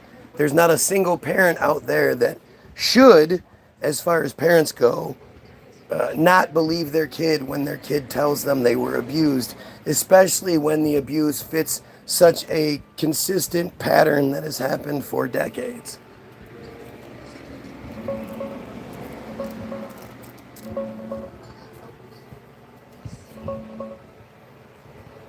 Fair point. A decent parent should believe their kid, especially with a consistent pattern. But the article argues the stories sound completely insane to most people, even parents. Victims describe naked circles reciting psalms while abusing kids for soul correction. It sounds delusional on purpose. The abusers allegedly designed it that way. Plus, in these tight religious communities, the abusers are often family members, respected rabbis, or community pillars. Reporting can mean blowing up your entire world. The piece calls it a crime without witnesses because the trauma is so severe it leaves victims dissociated and fragmented. So it's not just fear of disbelief, it's fear of total destruction if they speak up. Yeah, but again, the idea that it sounds delusional is not a thing. It's just what they say, but that's not realistic, especially when they're just repeating the same narrative that so many people have said before. To say that that sounds delusional is delusional in itself.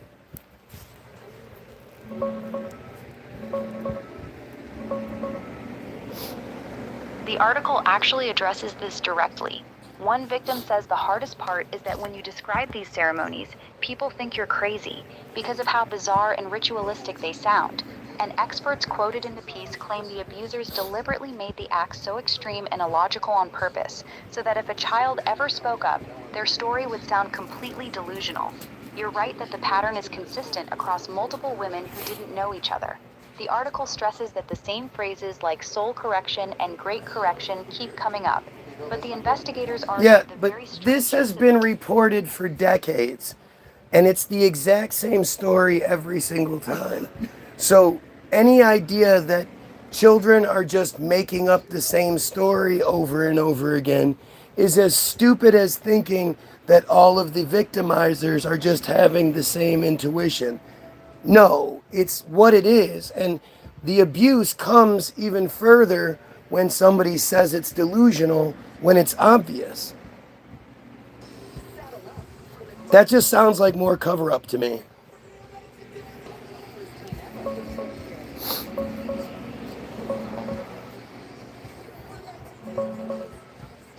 My wife doesn't like ugly fucking trolls. The article makes clear that multiple unrelated women are telling nearly identical stories over decades, using the exact same phrases like soul correction and great correction. That's not random kids making things up, and the investigators themselves treat the consistency as evidence of organized abuse, not coincidence. The sounds delusional line comes straight from the piece. Abusers allegedly designed the rituals to be so bizarre that no one would believe the kids. Experts quoted say this was deliberate to protect Yes, themselves. but it doesn't matter what the article says. The article is just a bigger form of abuse. It's secretly trying to convince people to not speak up, because nobody in their right mind would hear a child describe in detail the exact same narrative that's well known for decades and call that delusional. I don't care what the article says. From a common sense point of view, that does not make sense.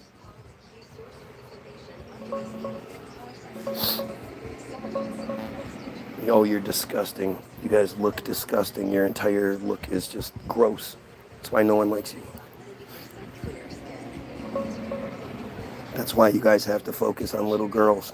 You're saying that after decades of the exact same consistent stories from different people, treating them as delusional is itself absurd and just another... I'm not even fucking with it. But there you go. That is evidence that they reported on it. Then now the report itself is more abuse. Like I say, it's designed to make people that read it go, well, I'm not going to say anything. You know? But yeah, you guys are just so ugly and disgusting. That's why, like, the whole thing, so it goes, like, it's even bleeds into the Mary and Joseph story. People just don't understand. Why do you think the bar mitzvah and bat mitzvah thing happens at 12 and 13? It happens for girls at 12 and boys at 13. I had no idea. I thought it was 13 and 13, but it's actually 12 and 13. But why do you think they consider these little tiny bodies as adults? They don't actually have adult privilege, right? They don't actually get to drive cars. They don't get to vote. They don't get to do all the things that adults do, but they are legally considered adults. Why do you think that is? Because from 3 years and 1 day, like again, from 3 years and 1 day and below, if they're assaulted, it didn't really happen. It's just like a poke in the eye, no big whoop. If the child is 3 years and 1 day and older, 3 years and 1 day to 12 years and 1 day, now we get into the full dowry. And if the child is assaulted, the rapist has to pay the family the full dowry, which is 50 shekels, 100 dinars, depending on where you are. And now the child belongs to the rapist as sort of somewhere between a wife and a slave. Now, if the child makes it to 12 without being assaulted, which seems pretty unlikely when you look at the soul correction and all that shit happening every 2 weeks. Every 2 weeks.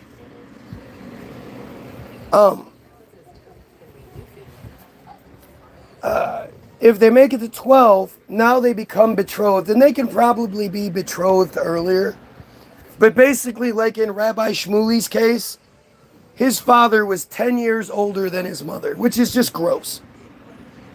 But Rabbi Shmuly says he's the youngest of 5 kids. His mother had him at 24 after they had taken a break from having kids for a minute.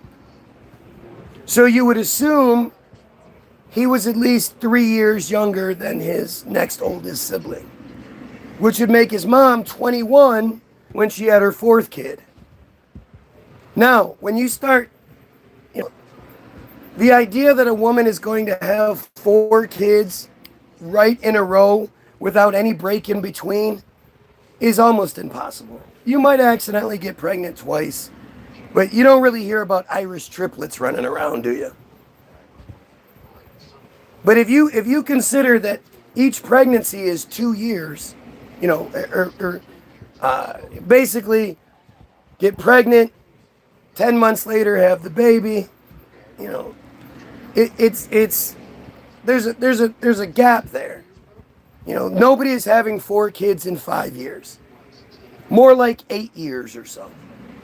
And if you take 21 as being the next oldest and drop it back 8 more years, you're talking about 13. She's 13 when she starts having kids.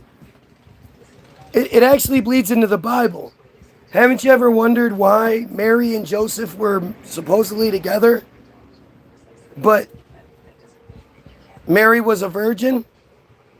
It's because she had been betrothed to Joseph, who was at least 50 as high as 80. Most scholars say he was between 50 and 80. There are some fringe scholars that say he was in his 20s, but he was in his mid-20s. Nobody says he was less than anything but in his 20s. And what typically happens is the adult male selects the girl that he wants, and from 12 to 13, she's groomed to what he likes. At 13, they have their bar mitzvah, and now they are legal to be able to start consummating the marriage. That's the only legal benefit they get from becoming an adult. Not to mention, the family sort of gives them their money. So now they go off to with their other. So Mary, all the scholars agree that she was between 12 and 14. And the only reason they bring up and 14 is to sort of soften it. All pedos do that. They'll add a year. No, how old was she? Oh, I think she was 15. You mean she was turning 15, so she was 14? Yeah. They always try to add a year or two to make it sound like it's not as bad when it's just as bad. But Mary was 12 years old when God impregnated her. And she was 13 when she had gee whiz. I guess, again, according to your fake narrative, it's not real. And Joseph, he had kids from a previous marriage. He had a successful carpentry business. He was an old man. He had selected his bride, and she just happened to be impregnated with the godson. But this is why in places like Lakewood, New Jersey, they have 15, 18, 20 kids, even though nobody works and they live in Section 8 mansions like Naomi Elkins, who's from Lakewood, New Jersey. It's because they sell the kids off. And everything that you hate about all the other religions, whether it's Islam or it's Christian, whatever, all the disgusting practices you hate, guess who does them? Guess who originated them? They're all Abrahamic religions for a reason. They all identify Abraham as an important character. In Christianity, he's the father of all religious people. In Islam, he's a prophet. And in friarism, he's the father of the friar people. Hey, who's the mother? Oh, yeah, that's his sister, Sarah. His younger sister.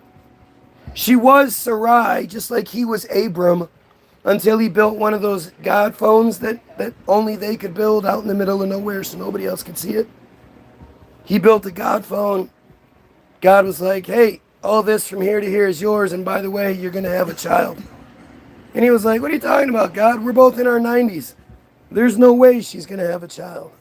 And he was like, yeah, well, her name is now Sarah, and your name is now Abraham, and you're going to have a kid, and you're going to call him Ishmael. Call me Ishmael, you know that narrative. Making me question my looks. You're ugly as fuck. You should. You literally look like every troll that's ever been put on TV.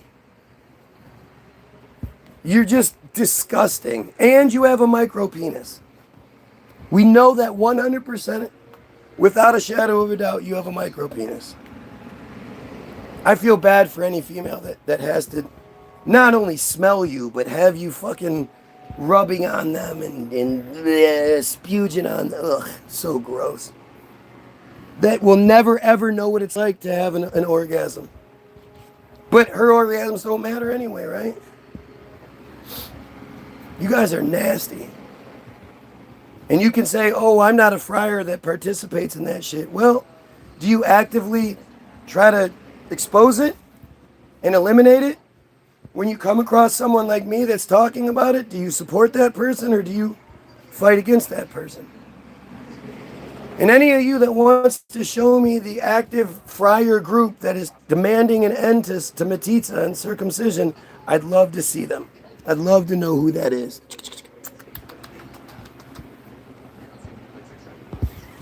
But they don't exist.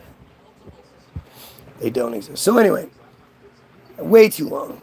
Go get your free download, www.the-bilderberg.group.com. It's the first link in the description. Second link is Hollywoodism, the most important video ever, the most important film ever made. Tells you why you Goyim think the way you do, why you believe in Abraham Lincoln and George Washington and all of the bullshit you believe while not knowing anything about Tartaria. Why you think that they are your God's chosen people, you silly fools. Next link is Israel Hayom Bottom of Darkness article for you to read. Now, understand that it's going to kick you off repeatedly. It's going to send you in all these different directions. It's like they don't want you reading it. But if you just, try, you'll get through it. Israel Hayom Bottom of Darkness tells you why they think the way they do. Why you can have an entire community that says, oh yeah, so what, we're bombing your house. Go get a new house. Were you violently and viciously, ritualistically raped from 3 to 12? No. All you got to do is go get a new house. Go get a new house. Hell yeah, we deserve $3.8 billion a year. That's not free. We paid for that. We paid for that with our souls, with our transcendence. It explains why you have an entire population of psychopaths. Because of what's done to them. It's almost hard to blame them because of what's done to them, but you got to start somewhere. You're going to see a link to the most important video ever made, 30-second video, which is Naftali Bennett telling you that they control Wikipedia and that everything that comes out of Wikipedia is balanced and Zionist in nature. Naftali Bennett, former Israeli prime minister. Like he's as high-ranking Israeli as you'll find. Has been for years. This was recorded in 2010. And he flat out says, so that everything is balanced and Zionist in nature. You're going to find links to auto-emancipation, the Wikipedia entries, because I want to present it to you in a way that you can't really deny it. Auto-emancipation, the Havara Agreement, the transfer agreement in 1933 that paid for 60,000 German friars to be transferred from Germany to Palestine and start colonizing it. Those Nazis that wanted their elimination, blah, blah, blah. The Holocaust isn't real. There were only 3 million friars in Europe at the time. There was no 6 million anything. It's just bullshit. They'd been seeding the 6 million thing for decades in the newspapers, constantly talking about 6 million friars this, 6 million friars that. It's just what they do. It's manipulation. It's how they operate. And they don't do anything differently now. It's the same old story nowadays. There's all sorts of links. There's all sorts of receipts in the description for you to find, prove me wrong on. Do the thing. Huh? Nazis didn't call themselves Nazis. National Socialist Zionists? I doubt it. The National Socialist NA and Zionist Party ZI? Yeah, probably not. And then, at the bottom, there's going to be links to the Facebook videos where you need to go sign up to the Facebook page so when this page gets fucked up again, you have access because I go live there when I can't go live here. Or sign up to the other YouTube page. All you have to do is search for Spaghetti the Kitten, Spaghetti the Cat. You'll find it. Subscribe. I'm trying. I'm doing the right thing to my own detriment. I'm providing you with free music. You click download, it'll ask you how much you want to pay. You click 0 and the entire catalog is free. All we ask is that you share it with someone. Just one person. Share it with more people, but share it with one person. I don't know about you, but I'm sick of the same fucking song. Niggas, niggas, bitches, hoes, bitches, niggas, niggas, shoot, guns, drugs, bitches, bitches.